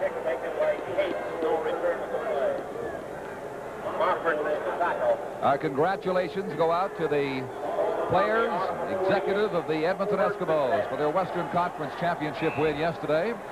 And our congratulations to Jack Goda and the Calgary Stampeders for a tremendous finish to the season for them. And seeing Coach Jack Goda after the game, how emotional he was and almost breaking down crying, you just know how he had his team ready for that game yesterday. And you know they'll be back in 1979. Here is Mike Murphy, slanting left, getting about 5. Mike Murphy, the ball carrier. Weir into the tackle. It's Glenn Weir, number 64, supplying the stop that time. It's going to be second down and about 6. That was a 4-yard gain. Well, Sonny Wade warming up the Alouette bench, and we might see him later in this half, although he might just be keeping loose because it is rather cold down there as that sun starts to go down, and he never knows when he'll be called on to possibly play. Avery on the right side with Gabriel, Clarkson left. Now Stenderson moves right. Second down play, Clements way back, over the middle, wide open is Richard Holmes. First down, Rough Riders.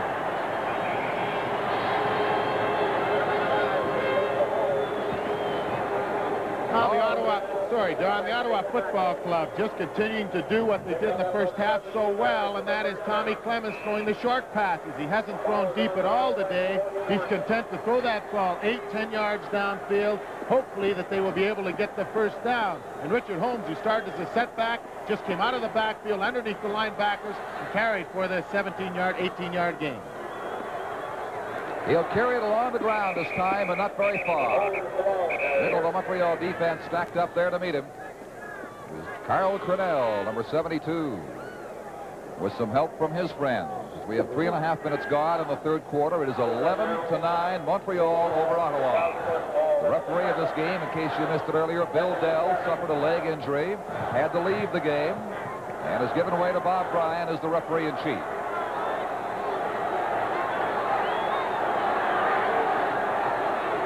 Second down, 7.5. Clements, a super extension of Tony Gabriel. Even that was insufficient to bring that ball in. It's going to be third down now.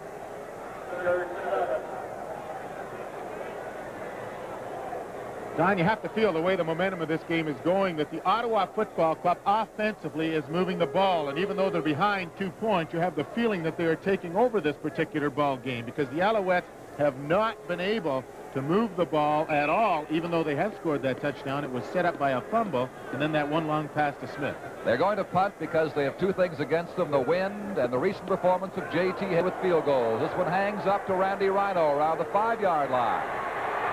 Rhino is contained early. When you contain him, you've done something. Ray Honey and Art Green there to meet him. They limited him to a 2-yard gain after a 33-yard punt. All right, we have just over 4 minutes gone now in the third quarter. Montreal leads at 11-9, and we'll be right back. This is the premiere performance of the unique Algoma Steel Symphony. Brought to you by Canadian Pacific, of particular interest to the various instruments. The seamless steel pipe, light rails and heavy rails, ingots, blooms, billets and slabs, forged grinding balls, the white flange beam, hot or cold roll sheet, and strip steel, and the ever-popular plate steel. As you can see, harmonious variety is the keynote of the Algoma Steel performance. At Canadian Pacific, keeping in tune with customers' needs is very important to us. That's why we think our subsidiary Algoma makes such beautiful music in the steel business. At Canadian Pacific, we believe what we do is important to you. Well, on previous baseball telecasts on CBC, you've seen the chicken from San Diego. Here's the claws from Ottawa as the Alouettes come out. Green got rocked into open country. And finally, Tosh has him up around the 20-yard line. But the initial hit, and David Green simply allowed him to continue to the outside. Bob Gaddis is receiving some attention now. We might see who made first contact with him. Bouncing to the outside here, he turns it upfield, and it's actually Downing who misses the tackle here. He thinks he's got them all lined up. He doesn't quite make the tackle. He stumbles along, and even though he's been knocked off stride, he hits Tosh pretty well. And there's John O'Leary being contained by number 41, Tim Berryman, the middle linebacker for the Ottawa Rough Riders. The ball near the 30-yard line, or the 25-yard line, where it's going to be 2nd down and 6 now after a 4-yard gain. Those yard markers becoming a little more visible than they were certainly in the first half, when they were completely wiped out by the sun.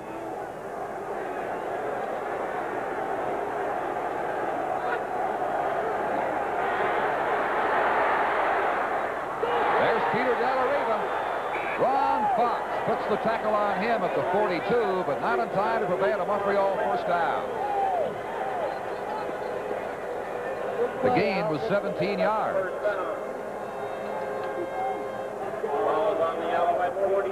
The Riders have certainly gone to their tight end, Tony Gabriel, much more frequently than the Alouettes have gone to theirs, Peter Delariva, today. Well, let's go down to Don Whitman. Gaddis injured his shoulder in throwing that block for Green coming around the corner. It was just a bruise, nothing much more serious. He's back in there. Well, Downing has O'Leary up at the 50-yard line. That's going to be a gain of 8.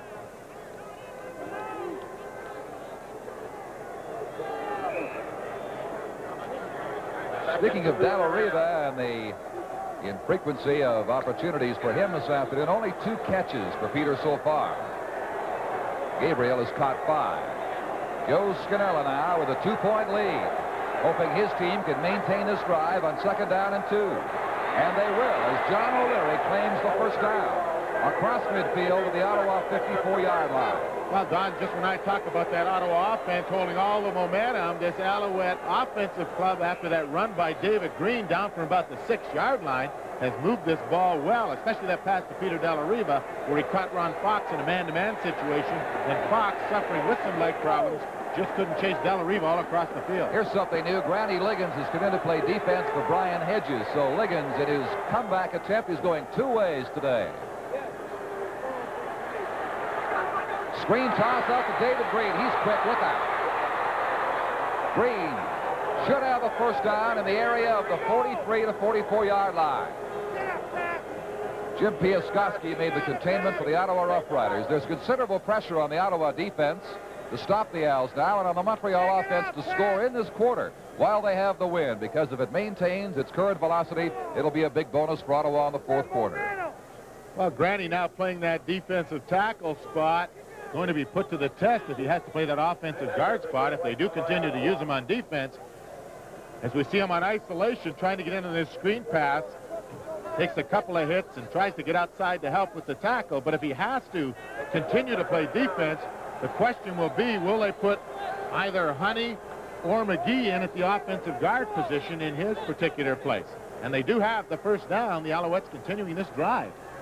Well, Granny has got to feel a little more at home on defense, considering where he's played the last number of years. Joe Barnes, with a good drive going here, is now 8 for 10 on the day and 103 yards.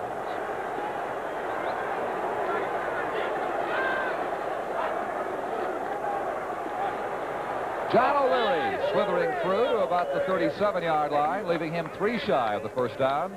A good variety, a good selection of plays being executed by Joe Barnes at this stage, which is the midway point in the third quarter. And there's your score. We'll be right back to the nation's capital in just a moment.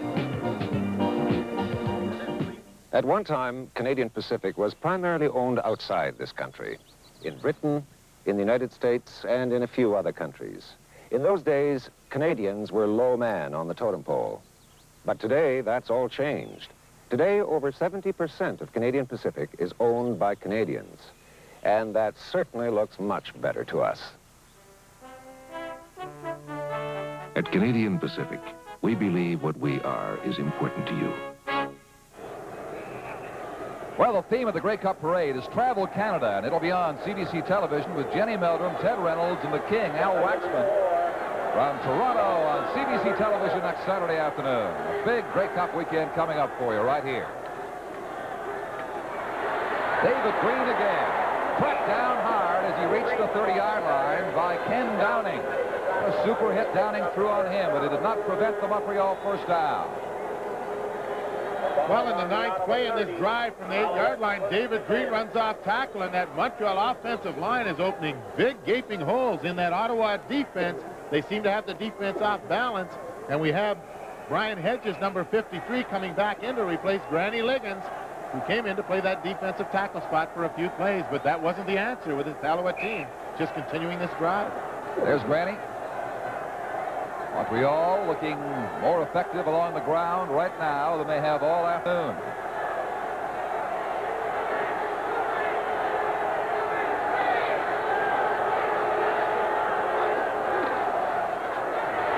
Green again. Good opening, makes the most of it. Hits down at the 21-yard line. 9-yard carry, and they've got to find a way soon to contain this man, David Green. Well, Coach Joe Scannella very happy with what's happening out there, because certainly, as we found out now, the game plan is to run that ball and hope that our offensive line can open the holes and our defense can hold the Ottawa particular offense. That time, Yoakum and Watman got out and pushed Brad Carr 15 yards downfield, the linebacker we talked about earlier in the show. You're right. The Montreal plan is to run. They've thrown fewer than a dozen passes to this point. The 10-minute mark almost in the third quarter. Along the ground again. Green, well, they had him by one leg, and he needs 2 to run. They finally stopped him as it appeared he might get away back at the 26-yard line. It was Jim Piaskowski there with the first hit, and he'll lose about 6 yards in that play. Well, the same play coming over this left side of the Alouette offense behind Dan Yoakum and Ray Watman. Green just unable to get the ball in time to make the break here as he comes off tackle. The penetration by Piaskowski piles it up there, and Carr is there to help. But Piaskowski did a good job in penetrating to make sure Green had no place to go. Here is Don Sweet. He'll try for 3 from 33. Larry Cates, the lone defender in the end zone for the Rough Riders. This could give Montreal a lead of 5. And that is the situation as Don Sweet comes through. Montreal with a 14-point lead over the Ottawa Rough Riders. We have just under 5 minutes, 4 minutes and 54 seconds remaining in the third quarter. But Don, one of the big things that's happened in that last drive, it's proven to the Montreal Alouette offense that they can't move the ball because they had not been able to do that in the first half with any consistency. And that drive from their 8-yard line to the Ottawa 33 has to give them a psychological lift. They went 76 yards on it and only threw twice out of 11 plays. Sideline to Jeff Avery, and that'll give the Rough Riders their first down at the 50-yard line of Ottawa. Taylor and Burrow forcing Jeff Avery out after a gain of 15 yards. You have to know that both of these offenses respect their defenses of the other club because they have not tested them deep too much. They've just taken what the defense will give them, and I think that's a credit to both coaching staffs and the quarterbacks to be able to stay with a game plan like that.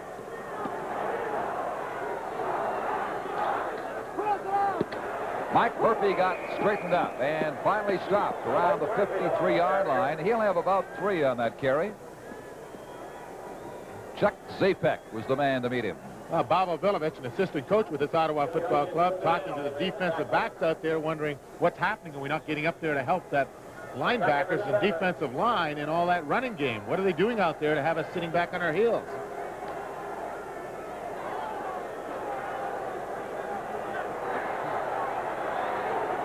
Stenerson moves to the left side now as Clements is getting some pressure. Junior Ayu came in there to close it off, and he got some support from Gabriel Gregoire, the other defensive end. And Clements is in the sack, back at the 44-yard line. The Riders are 3rd down and 16 after a loss of 9. Well, that doesn't happen too often that you sack Clements this afternoon because he's throwing that ball in a hurry. That time they got to him, and he's lucky to hang on to that ball. That's the 2nd sack from the end zone. You can play as a defensive lineman. Are you getting in there putting the initial pressure, then Gregoire and Judges, but he's lucky to hang on to the ball. Here is Kunick's punt against the wind, not deep, takes a bad bounce in front of Randy Rhino. And they wrap him up right there. That is twice in a row now. The Ottawa specialty team, led by Dan Fournier, has contained the dangerous Randy Rhino on a punt return attempt. 34 yards, the length of that kick. We have just over 3 minutes, 3:13 remaining here in the 3rd quarter. As the shadows descend with more consistency across the playing field at Lansdowne Park, and as that sun sinks lower, so does the temperature. Well, they're predicting it's going down to 10 or 12 below by late afternoon, so we're going to have to get our coats on pretty soon. We may be getting out of town just in time. Let's hope it stays warm Grey Cup week.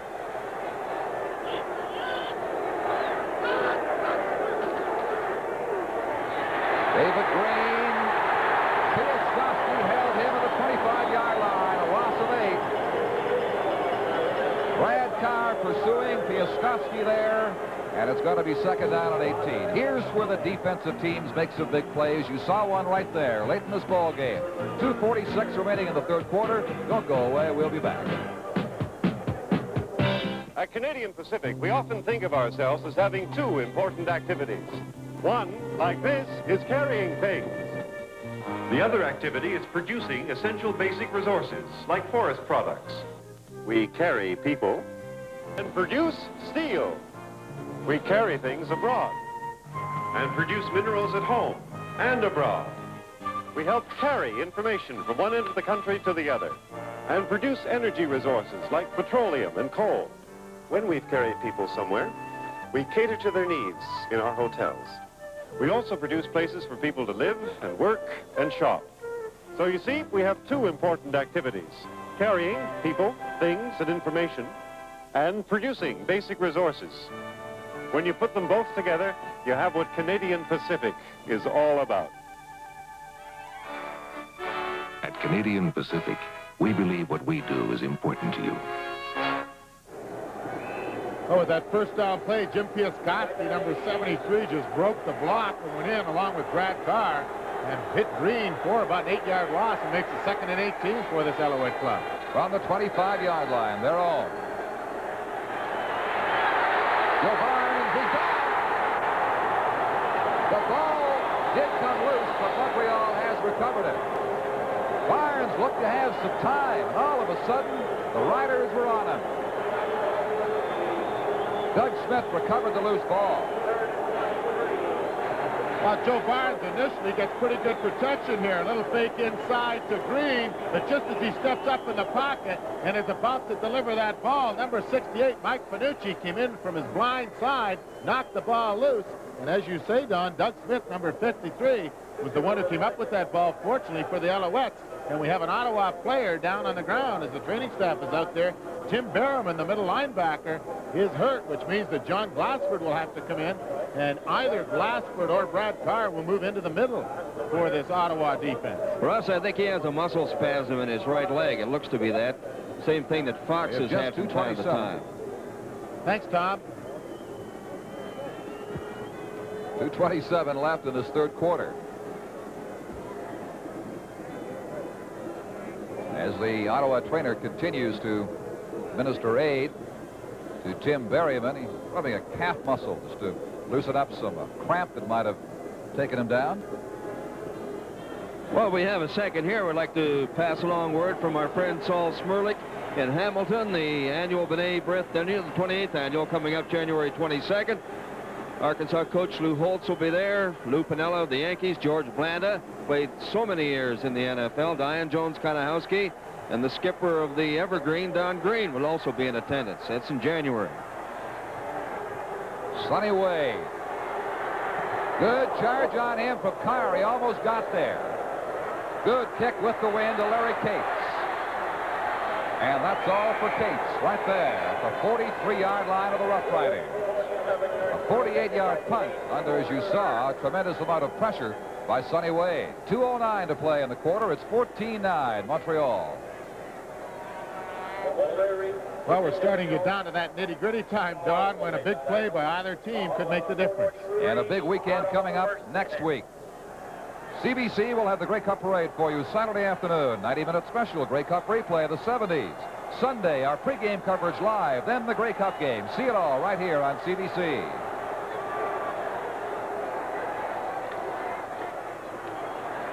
Richard Holmes to about the 45-yard line will have a gain of 2. Gregoire playing awfully well. A defensive end contained him. As we stated before, 3 of the front 4 are Canadians. Gregoire, Judges, and Weir from Montreal. Junior Ayu, the import exception. And Junior probably playing as well as he's played all year in the last 2 or 3 games of the season, and playing well out there again this afternoon.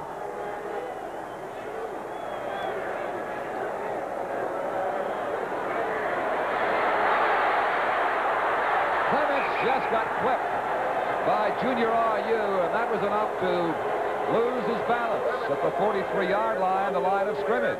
The 42, he lost one. Well, what was really important with that defense, Berryman running around behind the bench there, was that all 3 of the defensive linemen, Glenn Weir sitting back for the screen situation, put pressure on Tom Clements. They all should get credit for part of the sack, although it was Ayu who tripped him up. 3rd and 11. Kunick will punt into the wind, perhaps for the last time in this game, because Ottawa will have the wind in the 4th quarter a minute from now. Rhino, if he gets outside, look out. Now a good hit stopped him. Richard Holmes, number 28. Good tackle to limit Rhino to a 7-yard return. Well, Randy Rhino just getting to the outside. It looks like he's all covered there. But Honey, number 51, didn't put the clamps on him, and he broke to the outside, and Richard Holmes finally got him. Minute flag up with 42 seconds. The clock moving down now. Montreal, first down. Their 43-yard line. They lead 14-9 late in this 3rd quarter.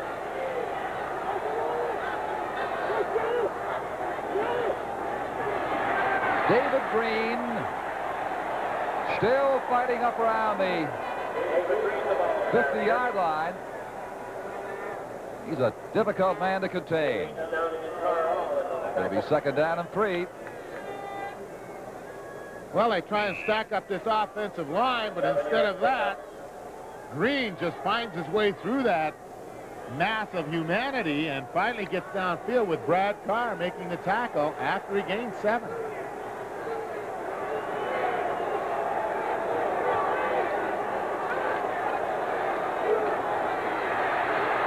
David Green again.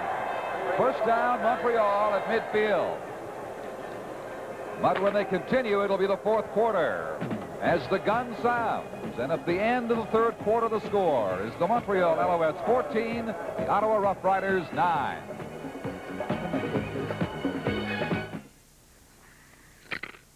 Every time you mix a drink, you've got an 80% chance of doing a good job. See this? 4/5 of your drink is mixer.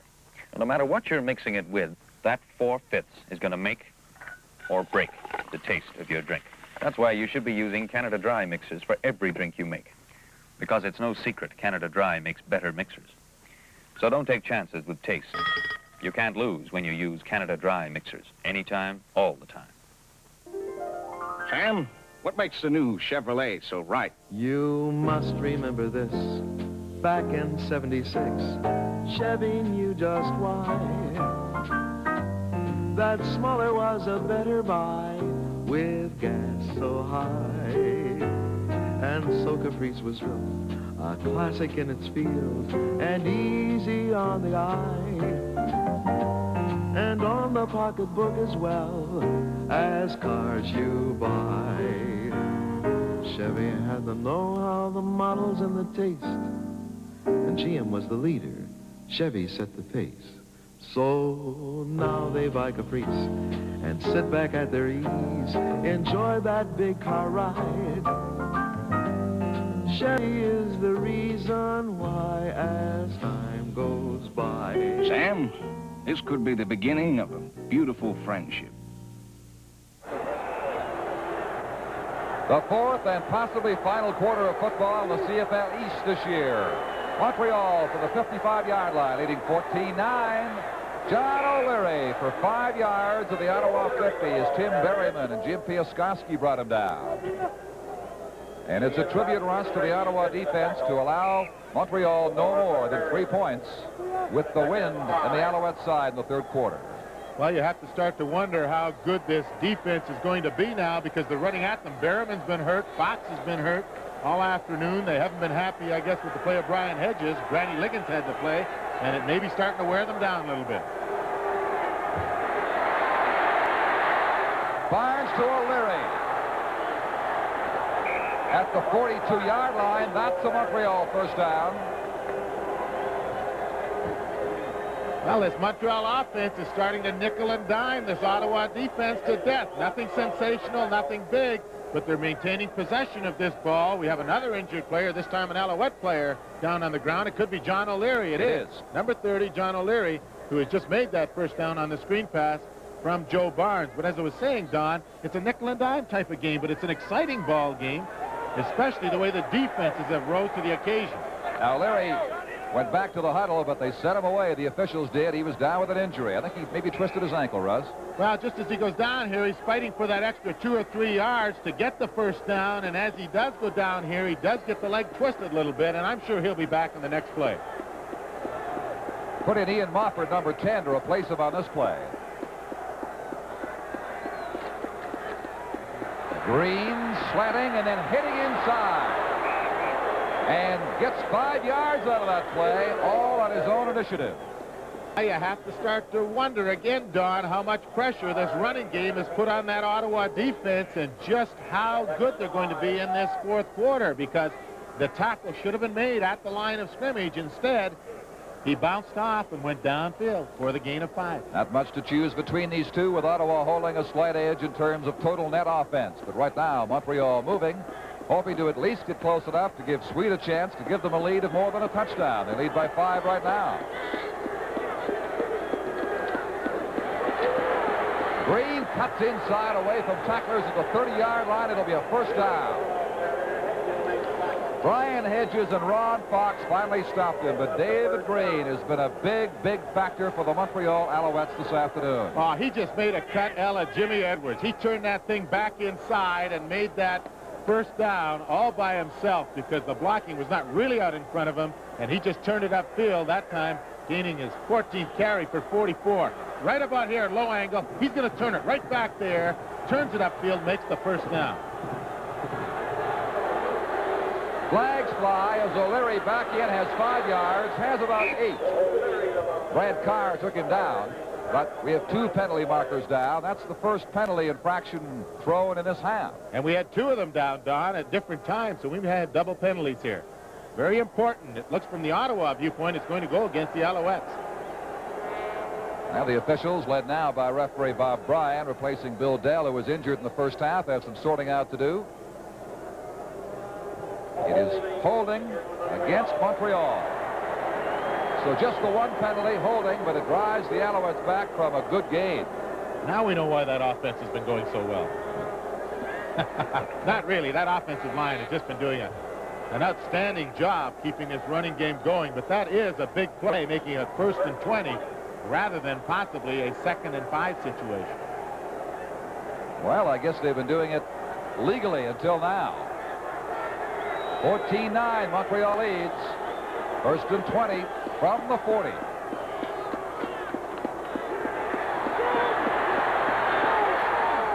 Oh, wide open is Bob Gaddis. Ottawa 10-yard line. A big play right there. He got in behind Larry Cates, beat him cleanly for 31 yards. Well, Don, this is exactly the same play he caught in the first half. This time he's going to the left instead of the right, and with Ottawa in that zone defense, if they give him enough time, number 32 Cates has the short zone, number 17 Wayne Tosh has the deep zone. Tosh is being pushed deep, and he just gets in between the 2, and the ball was thrown perfectly. These guys want some help from their mother in Halifax. The Ottawa Rough Riders need some help from themselves right now to contain the Montreal Alouettes to a first down at the Riders' 10-yard line. Bard steps up, keeps it, touchdown Montreal! A quarterback draw. The last thing I suspect the Riders were looking for.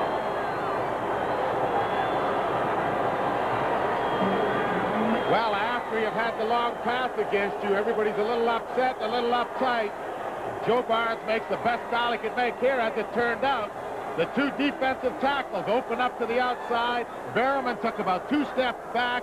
Doug Smith, number 53, just came out, screened Berriman out of the picture, and Barnes walked into the end zone. But just a great play. You couldn't draw it any better on the board if you wanted to. What a clever call to make at that point. After the long gainer, the 10-yard line, Ottawa completely fooled by it. And now Don Sweet will attempt to make it a 7-point touchdown.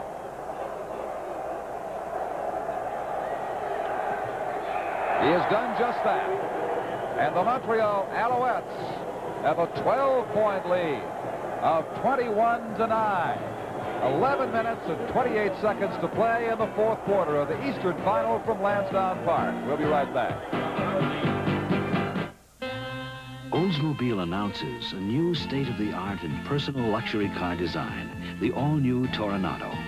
Built on the Olds heritage of front-wheel drive, the new Toronado offers a choice of standard gasoline or available diesel V8 engines, plus standard features like electronic level control and independent 4-wheel suspension for impressive roadability. Discover the elegant inner world of Oldsmobile's Toronado. Have one built for you.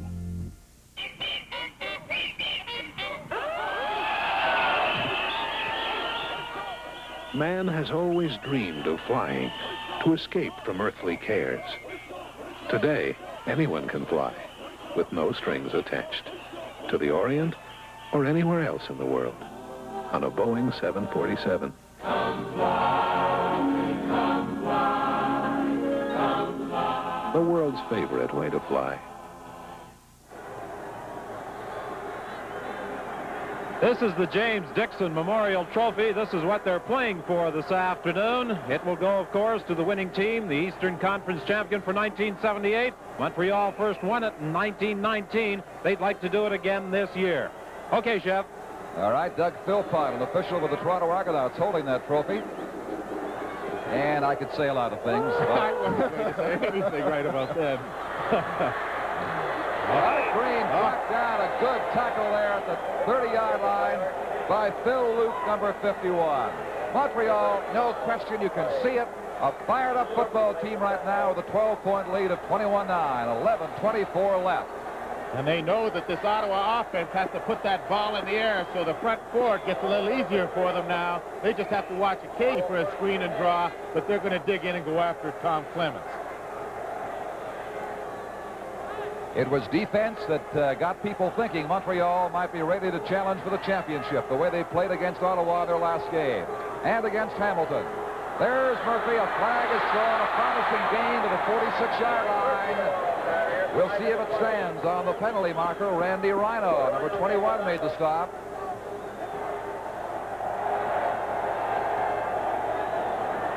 And this, I believe, is going to be the first penalty of the day in terms of yardage marched off against Ottawa. It is. Well, Tom Clements going with the drop play, and that's what the the defensive line is going to have to watch for. The Ottawa offensive line called for holding instead of being a big gain. It gives them the 1st and 20 situation, making it more difficult for George Brancato and his Rough Riders.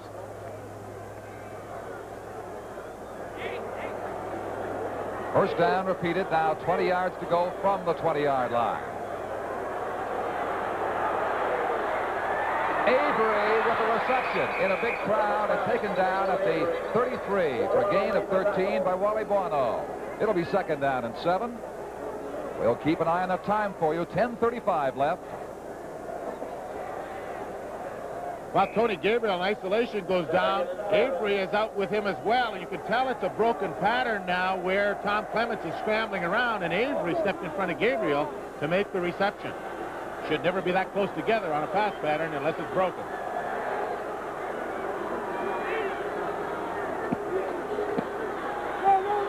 Sidelines, Avery out of bounds, 40-yard line. Could have the first down now. A penalty marker has been thrown late. It would appear to be unnecessary roughness as Tom Clements is taken down heavily. Well, and Jim Coote, number 60, the outstanding offensive lineman in the East, and the awards coming up this week, is slow getting up and coming back to that huddle. It is unnecessary roughness against Montreal. First down, Ottawa. They accept the penalty up to midfield. Well, again on isolation, we've got the right guy, number 18, Avery, and he will step in bounds. The Montreal club complaining that maybe he was out of bounds, but he had that 1 foot down, and that's all you need in the CFL. Well, plenty of room. Even so, it was the penalty that got them to midfield as they chose it over the gain, and so it's first down from the 54-yard line. Avery going right, Clarkson left. A long history between these teams. Montreal with an edge on the record and on this day. Clements for Stennerson. Almost in the dirt. He picked it off. Now, don't count this Ottawa club out because Tom Clements now is starting to throw that ball. The Alouette defense playing with a little caution out there now. And he's continuing to throw that short stuff, not trying to get all at one time. And there's still lots of time left in this ballgame. An Ottawa touchdown on this drive would set up a tremendous finish for the fans here and the fans across the country. We hope you're enjoying it on CBC television.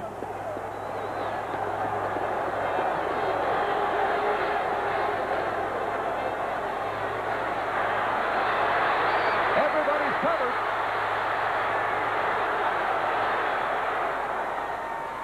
It is tipped and almost picked out. A second chance for Stennerson to gather it in. Zapek was there defending. And it's going to go back to the 38-yard line. Second down. Now, George Brancato a little concerned out there, but it appeared that Clements might have picked the wrong person that time. He looked to throw the ball to Avery in a crowd, but Peter Stennerson, number 23, was wide open, not too far away from where Avery was. Avery and Gabriel right.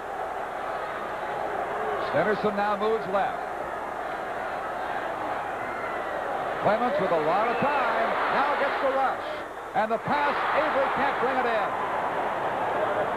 As he went up, Wally Bono was there to give the defensive coverage for the Alouettes. And the Riders have got an injured player back of the line of scrimmage. It appears to be their center, number 64, Don Smith, in obvious pain at this time. We have 8 minutes, 35 seconds on the board here in official time and a 21-9 Montreal lead in the 4th quarter. Well, as they work on Don Smith out there, the Alouette defense happy for a little breather out there. They had extreme pressure put on them during that drive by the Ottawa Football Club. And that ball was thrown to Avery, and he did have the opportunity to catch it, but couldn't quite hang on to it as Bono jumped in and hit him. While we await for the treatment administered to Don Smith, a reminder that Grey Cup Day begins on CBC television Sunday with a pregame live from Exhibition Stadium at 11:30. Ernie F. Paganis will be your host for this entertaining and informative feature. It looks at all the aspects of the great Canadian Classic and the great week of entertainment in Cyber Cup in Toronto. Of course, Fred Dobbs is going to be there, adding his impressions to the Grey Cup pregame. Rusty old Fred, that's on CBC next Sunday morning, followed, of course, by the Grey Cup game.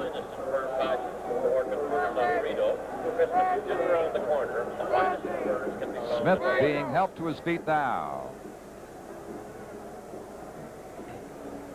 Well, watch the center here. Don Smith, number 64. He gets the ball up there, and on the left of the frame, it'll come in here now as he sort of goes down and gets hit.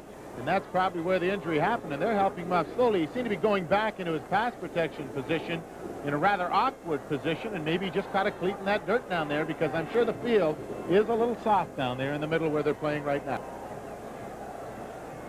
The Riders are left in a 3rd and 10 situation from the 38-yard line. J.T. Hay has the wind behind him, and if he attempts a field goal here, it'll come from around the 45-yard line. Don, with the sun going down, it appears the wind has died down just a little bit. It doesn't seem to be quite as bad as it was earlier in the game.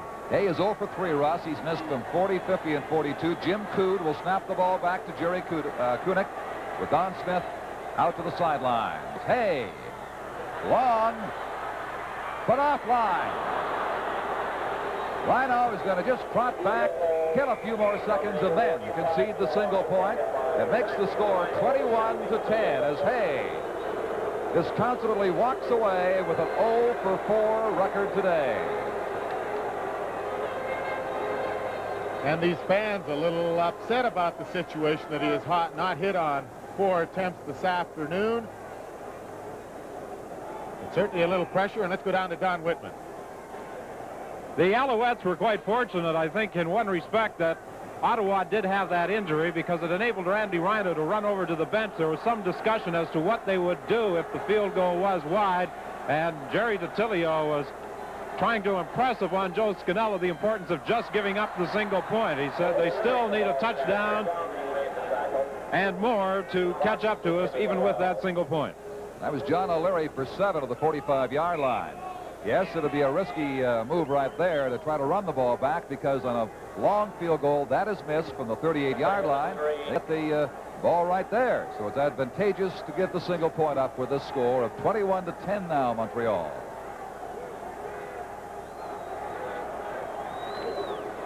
O'Leary again will have the first down. He gets 5, needed 3 at the 50-yard line.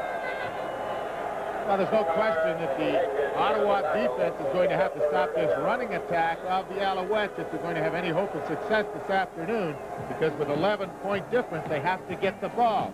And with the score, the Alouettes 21 and the Ottawa Rough Riders 10, we'll be back at Lansdowne Park in just a moment.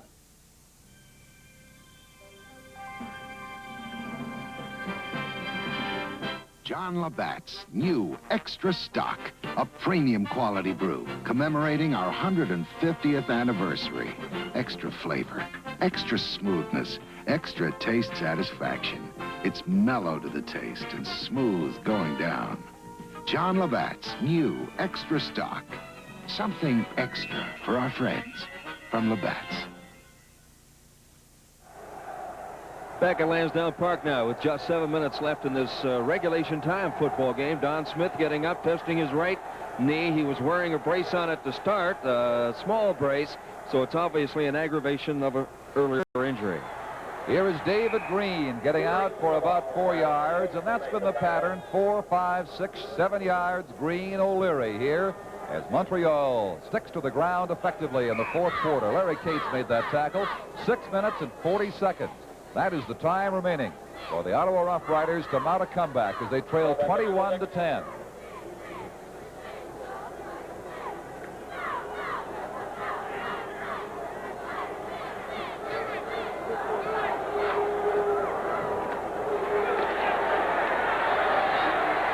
Green can't find room in one spot, so he lunges across to another for an extra couple of yards, but it'll leave the Alouettes short by about 3 of the first down from the Ottawa 53-yard line. Mike Panucci, Brian Hedges with the tackles. And with the win, the Riders really haven't succeeded in doing very much. Again, a tribute to the Montreal defense, as it was to Ottawa's defense when Montreal got just 3 points when they had the win in the third quarter.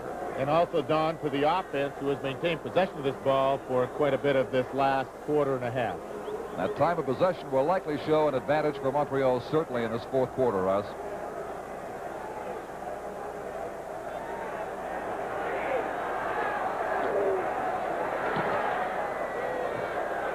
Sonny Wade down to Larry Cates on the yard line. That's all.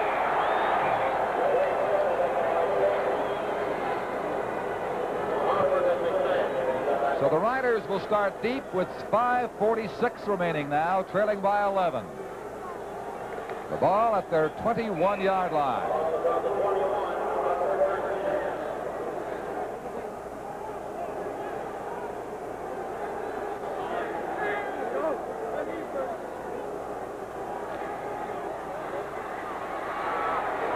Clements for Gabriel, and a good catch with 4 Alouettes all over him. That's why Tony Gabriel has been a double nominee again in the Shenley Award final balloting. Play on isolation. Tony Gabriel running that flat pattern we talked about where they opened the game with this. Burrow made the attempt at the interception and knocked it down, but if he'd missed that ball and Gabriel had turned upfield, he might have gone a long way with that. And at this stage of a ball game, you question the value of a defensive back making that type of play. You've got to make sure the tackle. Third down, Kunick pumps it out to Rhino. Randy Rhino to the 53-yard line of Montreal. Takes an 8-yard return with 4 minutes and 35 seconds left now on a 36-yard punt by Kunick. It has been Clements all the way. Will George Brancato, out of desperation, go to Conrad Holloway the next time the Riders have the ball? Well, we'll wait for that. Right now, we'll see if Montreal can continue to kill the time and control the football with their offensive team.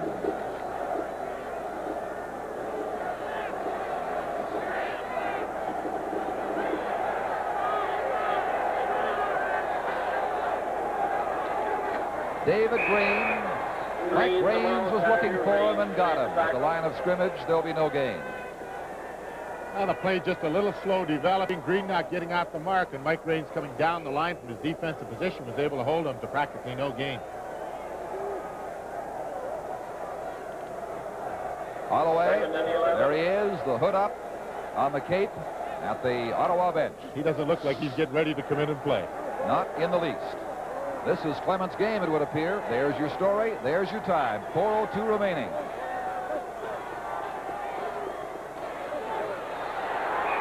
John O'Leary out to the 50-yard line. Has 7. Larry Cates took him down. 3 short of the first down. Third down coming up. So the Montreal punting team, led by Sonny Wade, will come in and give the ball to Ottawa. Don, you just get the impression that this running game of the Alouettes throughout the afternoon has worn this defense of the Ottawa club down somewhat, and they're maybe not ready to contain them now, even though they did hold them there to a third down situation. O'Leary bounced off a couple of tackles.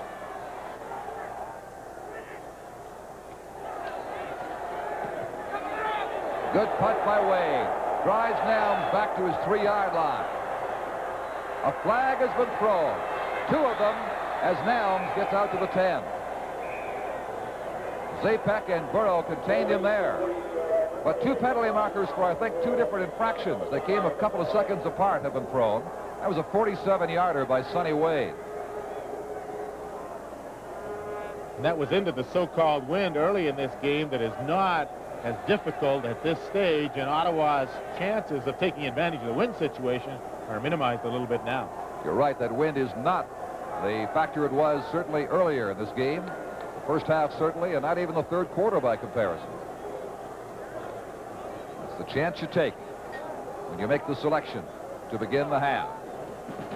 So there's a rough play call going against the Ottawa Rough Riders and against Montreal. And play resumes right after this. This is Superstar Collection, a dazzling array of 36 original stars, original hits featuring Barry Manilow.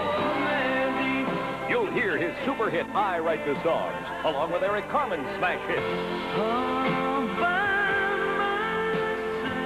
Jennifer Ward. It's the right time of the night, making love. Paul David. Like a race. Johnny Rivers. Slow dancing, sway. Yvonne Elliman, Slayer, Samantha Sang, Kiss, Bonnie Tyler, Melissa Manchester, and superstar Andy Gibb. I just wanna be your man. Dr. Hook. She was only 16, only 16. Silver. Forget me, boy.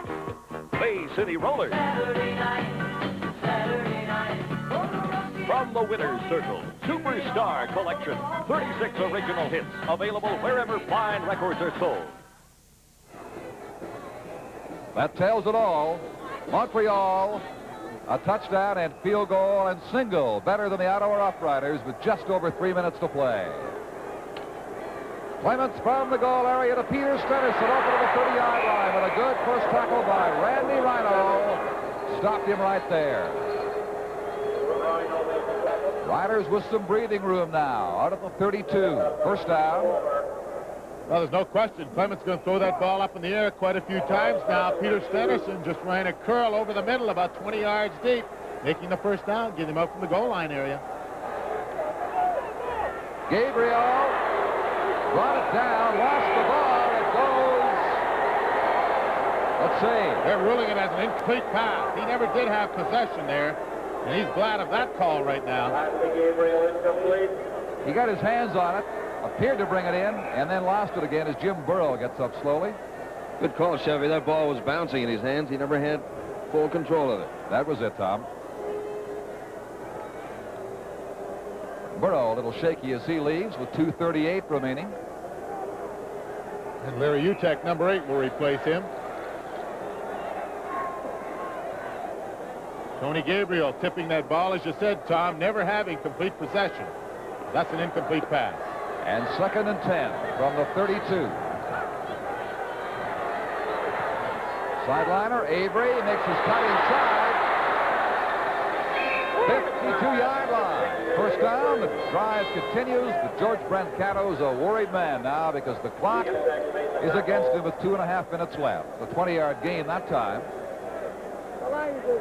The Alouettes know, of course, as the entire country does, what to expect right now, and that's a consistent aerial attack from Tom Clements. And that's why John Olenchuk has gone in to replace Gord Judges to play the 4th linebacker spot and try and stop this aerial assault. Adding to their pass coverage. Here's the charge. Down he goes in the sack. It was Gabriel Gregoire, Glenn Weir, and Junior R.U. all in on him.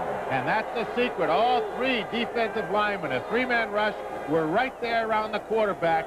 Gregoire making the sack, but all 3 of them involved. That's been the name of the game for this Montreal defense, especially in this second half where they've come up big and held this Ottawa offense to 1 single point. Just 2 minutes remaining now. Avery, open time and time again on this series. Met by number 41, John Olenchuk, the man who came in to add to the pass coverage as an extra linebacker. He's very close to that first down. He might be just a few inches short as that gain for 16 yards is very close to the first down, but they're going to measure it. This will give the Ottawa team a chance to regroup. From over here, looks like he has it, Russ, but on this natural turf, anything can happen by the time they get the chain out to the middle. You never know how those lines are. Look at that. Close. It is Ooh. close. It is got the it. first down. Tom, the eyes haven't failed you yet. First down from the 48.5-yard line. Tom Clements just looking for Avery all the way, coming over the middle, and the Montreal defense satisfied to try and give them the short ones. Not too many, though. They've got to hurry. 1:40 left. Murphy fumbled, Holmes fumbled the ball, but got it back. So they lose 2 right there. Well, rather a funny call for this late in the ball game, trying to run that ball.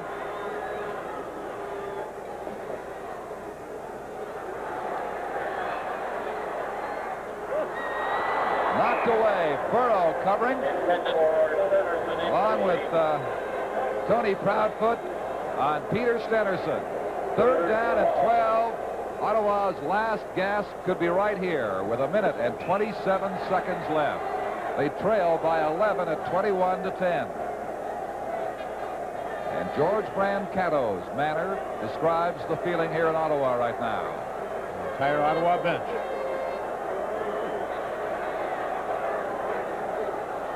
Early movement could be outside Montreal.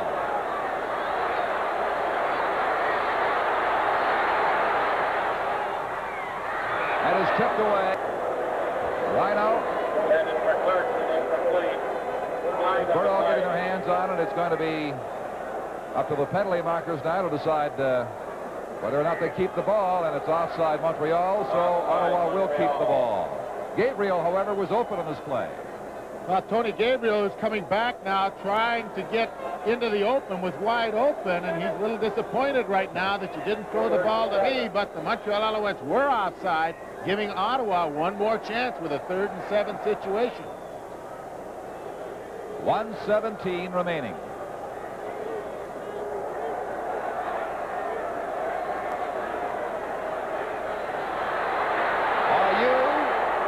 Does not get him. Into the middle. It is complete off the Montreal player. Murphy. I can't believe this one. All the way down to the 3-yard line. With exactly a minute left.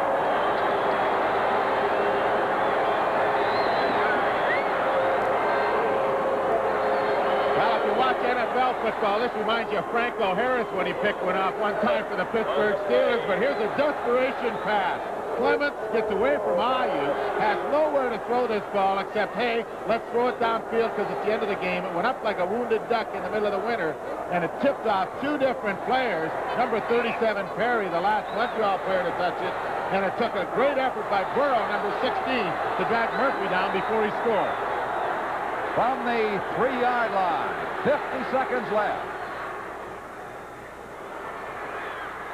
Good coverage by Vernon Perry on Ross Clarkson.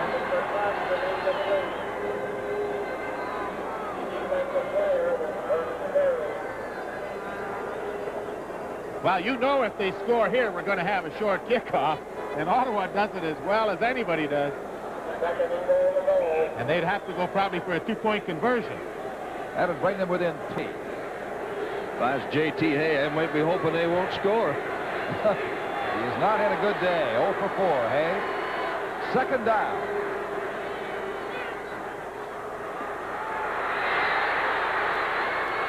Using up a lot of time. It is knocked away again in the end zone. Once more by Vernon Perry. And we have 35 seconds left. 35.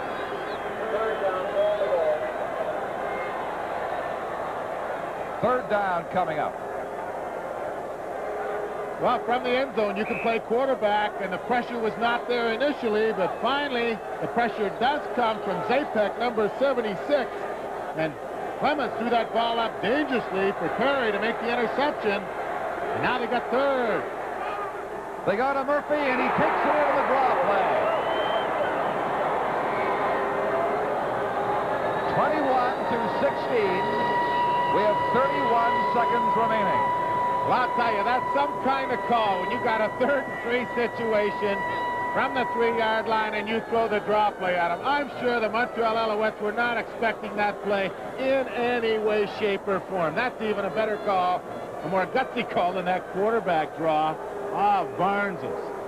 Well, there'll be no pressure on J.T. Hay right here because the Riders give every indication that they are going for the 2-point conversion. And then if they can get the short kickoff back and make one completion, they might be able to kick a field goal.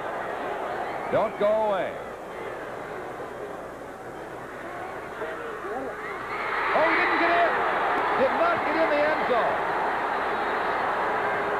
Gabriel looks up in disbelief, but did not cross the goal line. The score remains 21-16.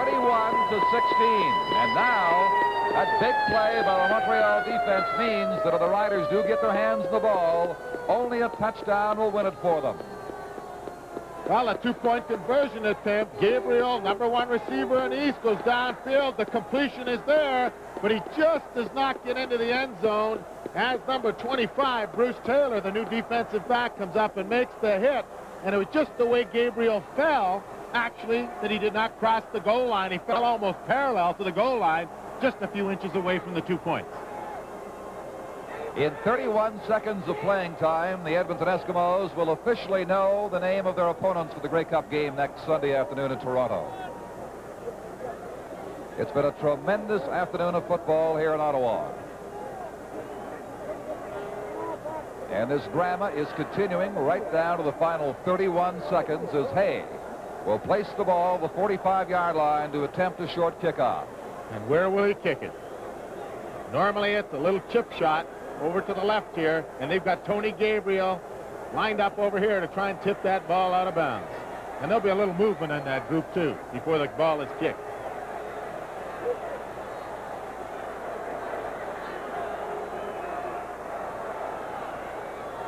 Here we go. Now they shift. Here it is. That's it.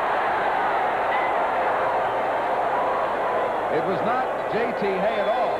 It was number 53, Brian Hedges, who actually tried to kick that ball the other way. And with all that success the Ottawa Football Club has had in hitting that little chip shot to this left-hand side, number 53, Brian Hedges, goes up. And it's very difficult to kick the ball like that when it has the lean on it. That was there in an attempt to fool the Montreal receiving team that it was going to be the regular chip shot, because you don't get a great deal of the ball to kick when it's leaning back like that. So Montreal takes over. Went 3 yards and out of bounds. And Montreal's option, of course, is to take it right there. In fact, they mark it at just a yard of the 46-yard line. 31 seconds still left.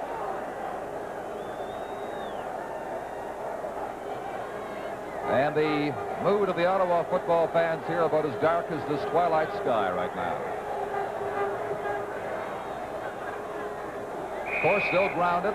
That's the percentage play. Joe Barnes ended the first half that way, and indications are he will use all the time at his disposal and end the game this way.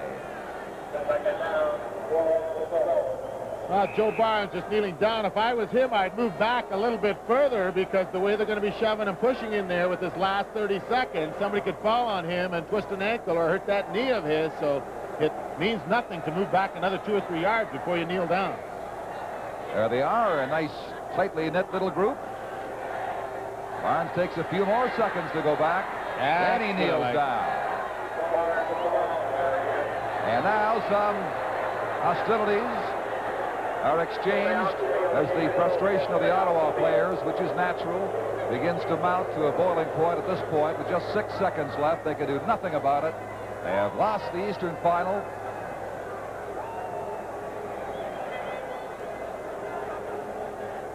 With these ground plays, of course, the time will commence at the referee's discretion right now, not at the snap of the ball. There's a lot of penetration here, and the clock is running out, but there's a lot of shoving and pushing in there, a lot of emotion. Here it is, fans on the field, no time on the clock. Joe Barnes grounds it, and you've got Montreal and Edmonton for the 4th time in 6 years in the Grey Cup game of 1979. The Montreal Alouettes, an injury-filled season at the outset, have come back to get it all together with a tremendous ball control display by their offense and a great showing by their defense to beat the first-place team in the East this year, the Ottawa Rough Riders, 21-16. And there was a lot of concern all this week in Ottawa about this team, whether they could rise to the occasion, having lost that last league game in Montreal to the Alouettes after beating them 3 successive times earlier in the season. And all of a sudden, this Montreal club has kept their game plan together, has put it all together offensively, and I think the ball control game actually won it for them, Don. I think they wore down that Ottawa defense. Joe Scudella, in his first year as head coach, will take his team into a Grey Cup, as his predecessor, Marv Levy, had done on 3 previous occasions. Very jubilant Alouette club going off the field. Very dejected Ottawa club will be going into their dressing room because they had such a great year. George Brancato been coaching here for some time, looking forward to going to the Grey Cup for the 2nd time in 3 years. unfortunately, this group from Montreal came up with a very big occasion. Big group, big game. And a happy lot they are. We'll have more from the winners in just a few moments. But the game is over, and the final score in the Eastern Final is Montreal 21, and the Ottawa Rough Riders 16. This is Inner Space. The 79 Chevrolet Malibu. It measures up on the inside, where dimensions really count. It gives you easy-to-remove dashboard modules, high-pressure compact spare for inner trunk space. V6 engine saves space, saves weight. 79 Chevrolet Malibu, a new star in the age of inner space.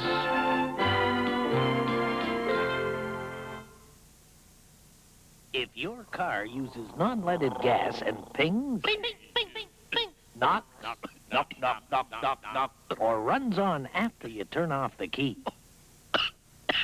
you may need new Shell Super Non-Leaded, a high-octane non-leaded gasoline blended to reduce or stop ping, knock, and run-on, and to give good mileage and clean, smooth-running performance.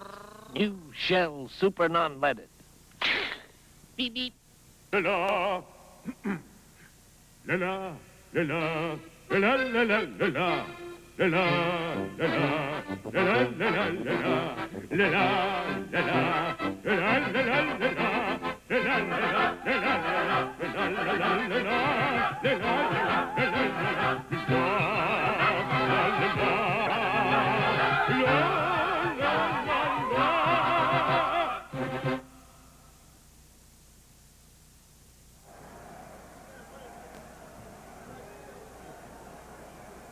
Well, there have got to be some happy people in Montreal and those elsewhere who are fans of the Montreal Alouettes. And I know, having just come back from Edmonton this past week, that perhaps in the minds of many out there, certainly the Eskimo football team, they'll enjoy nothing better than a chance for revenge at the expense of Montreal after what happened to the Eskimos at the Olympic Stadium on that icy field late November 1 year ago, Russ.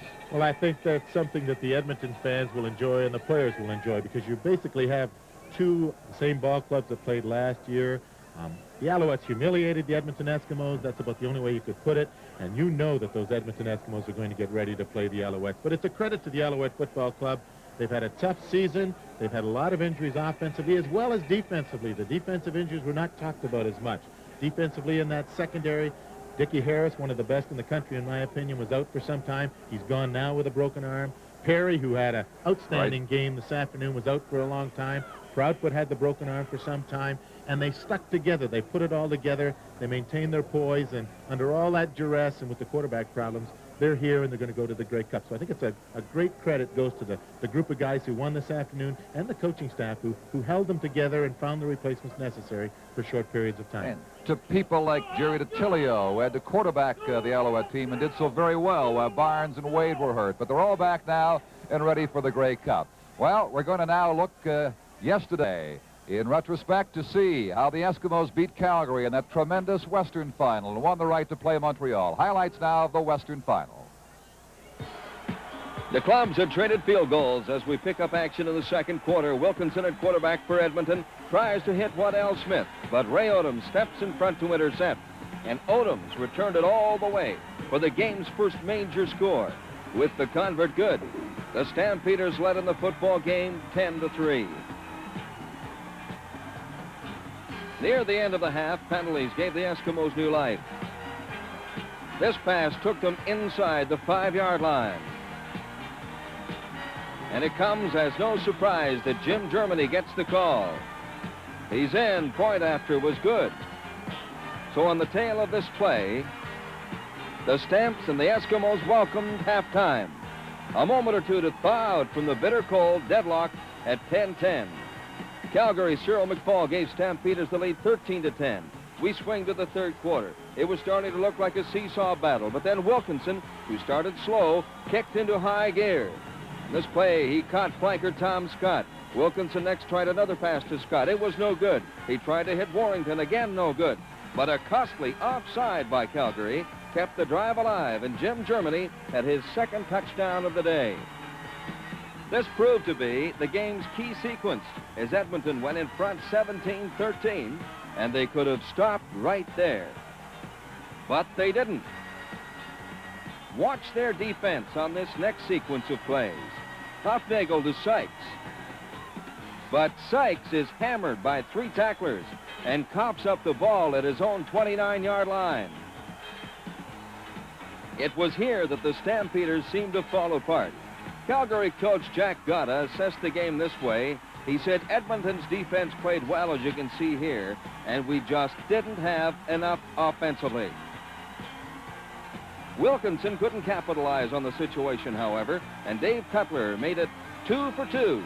Edmonton had a converted touchdown lead, 20-13. The Stampeders continued to falter, taking penalties as the clock ticked away. 7:20 left now. Hofnagel, the victim of a big rush, and Greg Butler picks it off. Again, Edmonton failed to turn it into a major score, and Cutler's third field goal made it 23-13. This next play looks more like volleyball. It was intended for Willie Burden, up in the air into the hands of Dan Kepley. And Cutler's 4th straight field goal, 26-13. They go to the Grey Cup. And so the Eskimos won their way to the Grey Cup yesterday, and their defense, as it turned out in the 4th quarter especially, did it for them against the Calgary Stampeders. The only track record of 1978 between Montreal and Edmonton was the game we televised across the country October 1st, Russ, from the Olympic Stadium, and the Alouettes certainly had their injury problems that day. The Eskimos rolled by them rather easily, 44-22. And that was our good friend David Green's first effort, too, in that particular ball game, and weren't too impressed with him. But the coaching staff of the Montreal Alouettes must have seen something, because he's got better as he's come along since that October 1st ball game. And I don't think that particular game is any indication of what we're going to see next Sunday. Not by any stretch of the imagination. Here's how they compared today with the Ottawa Rough Riders, as expected, mounting a big passing attack, nearly 300 yards. And in terms of net offense, they also outdistanced the Ottawa Rough Riders in Montreal's ground game, and their control of the ball, especially in the 4th quarter, was the big factor, with John O'Leary and principally Dave Green doing much of the work for this Montreal football team to take some pressure off their defense, because they simply didn't have their defense on the field as much in that 4th quarter as the Ottawa Rough Riders would have liked, certainly. So you see an Ottawa team, and it happens time and time again in the East, where first place doesn't necessarily guarantee you a thing. It guarantees you home field for a final game. When you face a team as hot and as prepared and now injury-free as the Alouettes were, it can be a very upsetting story. Well, Don, I think the game plan was rather important as well, with the Montreal Alouettes coming in here and deciding they were going to run the ball. But even though they did run the ball very successfully, they did throw the ball at times that helped their offense.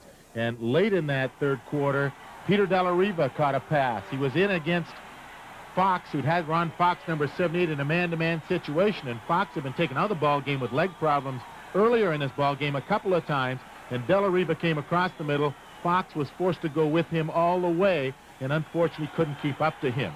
In the 4th quarter, Barnes really put the icing on the cake with a little fake to Green in there, and Gaddis ran the same pass we showed at halftime that he caught in between the 2 defensive backs. This time, in between number 32, Cates, and number 17, Tosh. Playing a zone defense, put the pressure on them. Barnes got outside and made the perfect toss to him in between the 2 defensive backs. And then the play that really worked well, the 2 defensive tackles, Hedges and Raines taken to the outside.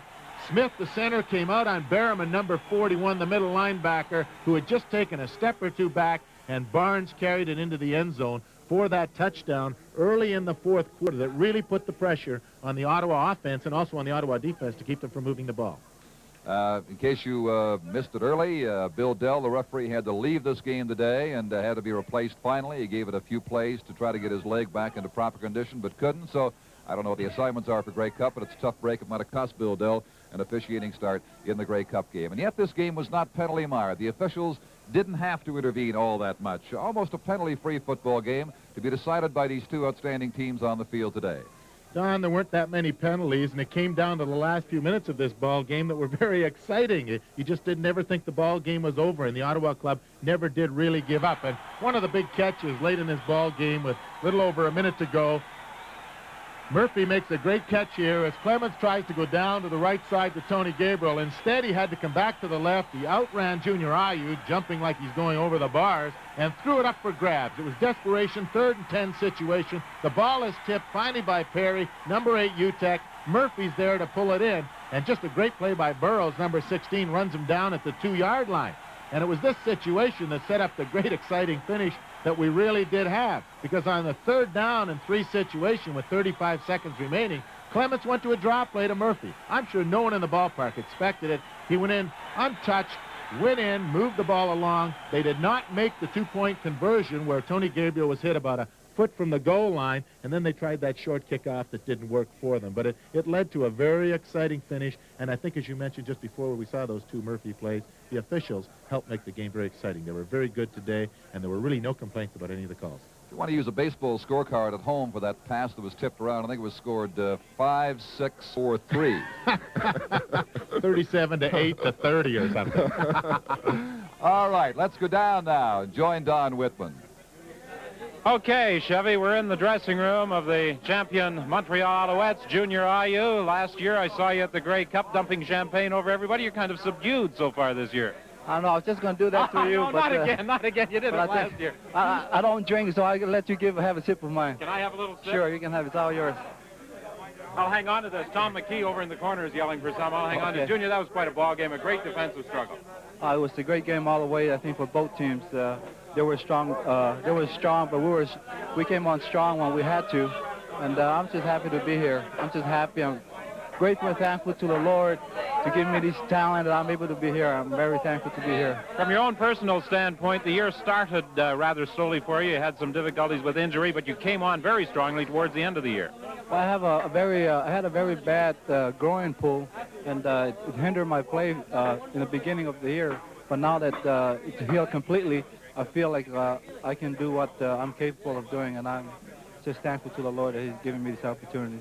Junior Ayu, congratulations. I'll leave this bottle of champagne with you. Move over to Wally Buono. You want me to take it? Okay. Wally Buono, a great game. You fellas really played well. Defense was, again, a key for you. Well, I think the whole team was a key. The offense did a great job, and Sonny had some great kicks, and Don made some clutch field goals, and the special teams were just great. I think the last 4 or 5 games we've come as a team, and I think that was the story of this year for us. I got one more thing. I want to say hi to my wife and baby and my in-laws in Washington. I think you've covered all territories. I'll lend you a dime if you want to make a phone call. Wally, in the ball game today, a lot of people felt that the momentum of 3 straight wins coming in here would be on your side. Was that a factor? Well, I think it was. Like I say, we've been playing better and better every game, and football is a game of momentum, and it kept with us. And like I say, our offense just did a great job of moving the ball, and our defense came up big when they had to. And we got to give credit to Ottawa. They had a great season, and they're a great bunch of football players. It was a close game, another break for them, and they might have won. Are you looking forward to a rematch, Montreal and Edmonton in the Grey Cup? We're looking forward to it. They beat us pretty bad, and like I say, we all got a lot of pride in ourselves and in our team, and we'll give it a good go. Okay, Wally Buono, let's now go over to the trophy presentation where the James Dixon Trophy is being presented and officially christened by Carl Crennel. And Carl, I'm going to sneak in here and talk to the middle linebacker, Carl Crennel. Carl. All right. Carl, another great defensive effort by the Alouettes. Yeah, right. Total team effort, offensively and defensively. We're underdogs coming into the game about 6 points, but we ourselves knew as individuals that we could get them, and we played hard for 4 quarters. Everybody hustled. We made a couple of mistakes, but in the end we got them 21-6. So we're pretty happy. We're going to the Grey Cup, and now we have to get ready for Edmonton. Edmonton's the number 1 team in the leading offense, I guess, in the whole league. So it should be a very great game next week. We're going to do our best to win. Carl, one particular drive that Ottawa had going in the first half, Coach Scannella was a little concerned. He was coming over, giving you a lot of instructions. What adjustment did you have to make? I guess basically he just told us to get together, That stuff burns when it gets in your eyes, doesn't it? Yeah, it certainly does. Clements was rolling, throwing the quick out, very hard pass to cover, and they were taking advantage of it and driving up and down the field, a couple of draws here and there. But we hung in there and didn't let them score that many points, and we got it back together, you know, and our offense played super, controlled the ball for something like 10 minutes one quarter, about 8 or 9 the other quarter, and scored when they had to score. So overall, great day for us. You know, happy to be in another Grey Cup. Carl, congratulations again. Let's grab Joe Barnes. Joe, could we get you over here for a moment? Joe Barnes, congratulations. A tremendous win. Joe, that quarterback draw you called that scored the touchdown, had you seen something that enabled you to set that up? Yeah, last time we played them, we noticed that once we got inside our 10-yard line, they like to blitz our outside linebackers, and you know, it puts the middle linebacker and the free safety and man-to-man coverage on our backs. So what we thought we'd do, we'd just split our backs, try to get the middle to open up, and run our quarterback draw up the middle. Well, that was certainly an effective play, and one that really gave you an advantage because it put you in a position where they had pretty well to get 2 touchdowns. That's right. You know, like I say, when we got ahead 21-9 or 21, whatever it was, then our defense was playing well, and we felt like we had a, you know, we established our running game, and we were taking it to them, and we felt like they had to come up with some big plays to win the game. You've got that brace on your knee. Did it stand up pretty well? You didn't really take that much punishment. I don't think you're able to avoid it most times. Well, it's amazing. Our trainer designed this brace, Dan Dybert, and matter of fact, he's got a patent on it, and he's got it being manufactured there in Montreal, and that's kind of a type of brace that just keeps my knee from giving out and keeps it together, and I've worn it for the last 4 games, I guess, and it's kept me together. Is this something you're going to have to wear permanently to play? Well, I hope not. I hope maybe I've just got a torn cartilage, and hopefully that, surgery. Does it restrict your movement at all? Well, I'm not, as quick as I used to be, but, hopefully that surgery can correct it in the off-season.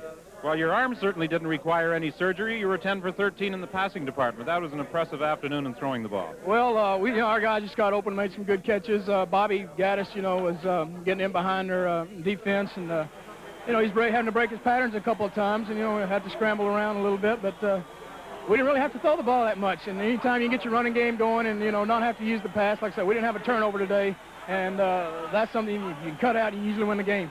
You're looking forward to a rematch with the Eskimos? Yeah, they handled us pretty good there in Montreal earlier in the season, and of course I'm sure they're looking forward to playing us after what we did to them last year in the Grey Cup. Now it'll be an interesting Grey Cup. Joe Barnes, congratulations, a fine performance. Gordon Judges, come on in here. Congratulations, Gordy. Defense was the key this afternoon once again for the Alouettes, as it has been for much of the year. Yeah, well, I also thought that our offensive line and our running attack did a heck of a job in the second half. I felt that Ottawa had the momentum at the end of the second half, but we just came out and out-physicaled them in the second half. And defense, we got the quarterback on the run, and our secondary did a really good job of plastering their receivers, while the quarterback was running. You came into this game with 3 straight victories. Obviously, at the bench before the game, there seemed to be a certain air of optimism prevailing.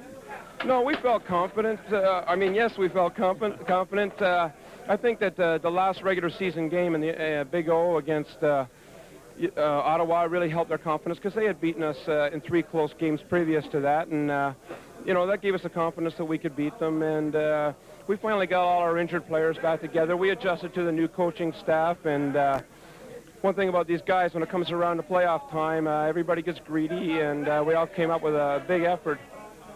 It was a difficult kind of year for you people. I'm sure you must have been wondering when it would all end with those quarterbacks going down. Yes. It seemed like 1 or 2 at least every game for the first half dozen games. Well, I'll tell you, our quarterback showed a lot of courage this year. Joe Barnes playing with a torn cartilage in his knee, wearing a big brace on his knee. He ran for a touchdown with it. And Sonny Wade, of course, he had the knee operation and the broken ribs, came back. I think that's the character you need to have a championship team. And, we regained our Eastern Conference championship, and I thought that, the quarterbacks had a lot to do with it. Gordon Judges, congratulations, and we'll look forward to seeing you next weekend in the Grey Cup. We'll be back to the Alouette dressing room in just a moment, but first let's go upstairs to Don Chevrier. All right, well, Russ, the question now becomes, what kind of a Grey Cup game do you expect between these 2 teams? We have a wide range of history. We had a 9-8 game, 41-7 game, all kinds of weather factors, too, have taken place. What are your thoughts? Well, I think it's difficult to speculate right now what type of game we'll have, depending on injuries from both sides once we've got over today's game and the thrill of winning. But I would think after seeing Montreal today, they're probably going to go in with the same type of game plan. They're going to control the ball, try not to make mistakes. And it was interesting to hear Joe Barnes say, very importantly, we didn't have a turnover. And I think when you get in sudden death football games like today and like next Sunday, that wins football games for you. So I would look to Montreal to do what they did today. Throw as little as they have to, and as long as they can stay close or get ahead, then they're not going to have to throw the ball as happened today. As far as the Edmonton team is concerned, I think they work on the pass. It's Wilkie's offensive weapon. Look for them to nickel and dime you to death with that short passing game. So I think we can look for them to stay consistent with what we saw in the two final games, the one yesterday in Edmonton and the one here in Ottawa. So that's what I look for, although I've been wrong before. Well, haven't we all? With Dickie Harris gone, injured for Montreal. Montreal used Bruce Taylor, the new defensive back, today. They will work on him, and they'll finally decide the defensive secondary lineup that is best suited to counter Tom Wilkinson and company. Okay, let's go back downstairs now. Okay, Don, and we have with us Glenn Weir. It's becoming an annual visit with Glenn Weir, myself, some boys from southwestern Ontario. Glenn, you were telling me that you're pretty doggone tired right now. Well, yeah, the fourth quarter, Tommy was running around like a madman back there. And we were just, you know, getting pooped out chasing him is what was happening. 5 more minutes, it might have been dangerous. Well, you certainly did the job. Oh, well, hopefully, you know, turned out all right for us, and just glad to be here going to Toronto next week. I think Joe Scannella was in as tough a spot as anybody could have been coming into this 1978 season. Yes, I think it was tough, but that's a challenge of coaching, and it's no different wherever you coach. You go back and look at those days at St. John, Quebec, in training camp. Certainly you didn't anticipate all the adjustments and changes, injuries and problems that you were going to have this year. No, I think that's true. You know, you line up with a team, you figure that's going to be your team.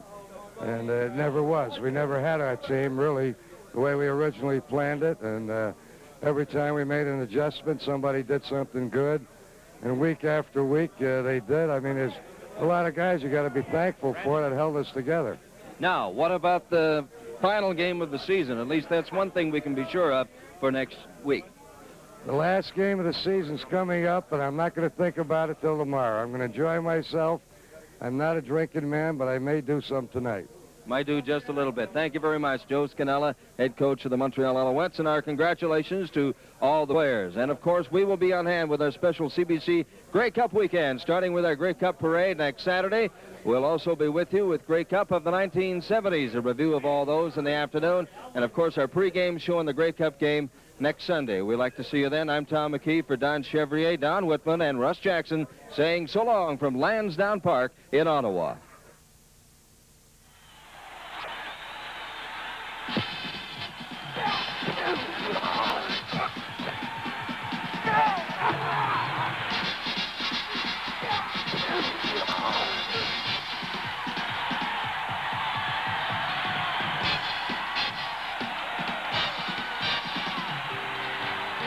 Canadian Professional Football on CBC. Brought to you by Canadian Pacific. Owned by Canadians, working for Canadians. KTEL International. Specialist in household and leisure time products. Shell Canada Limited. Shell Health. Labatt's Breweries of Canada Limited. Brewers of Labatt's 50 Ale and Labatt's Blue.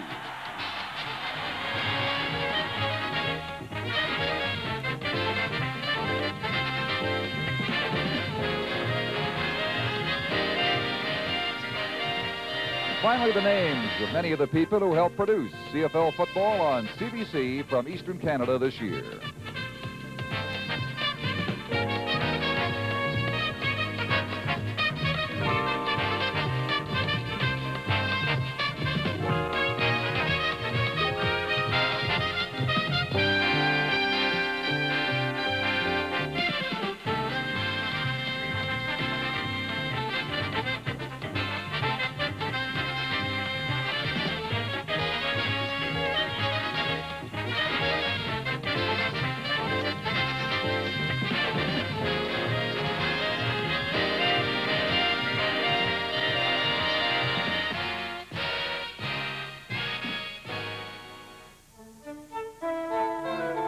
This is CBC.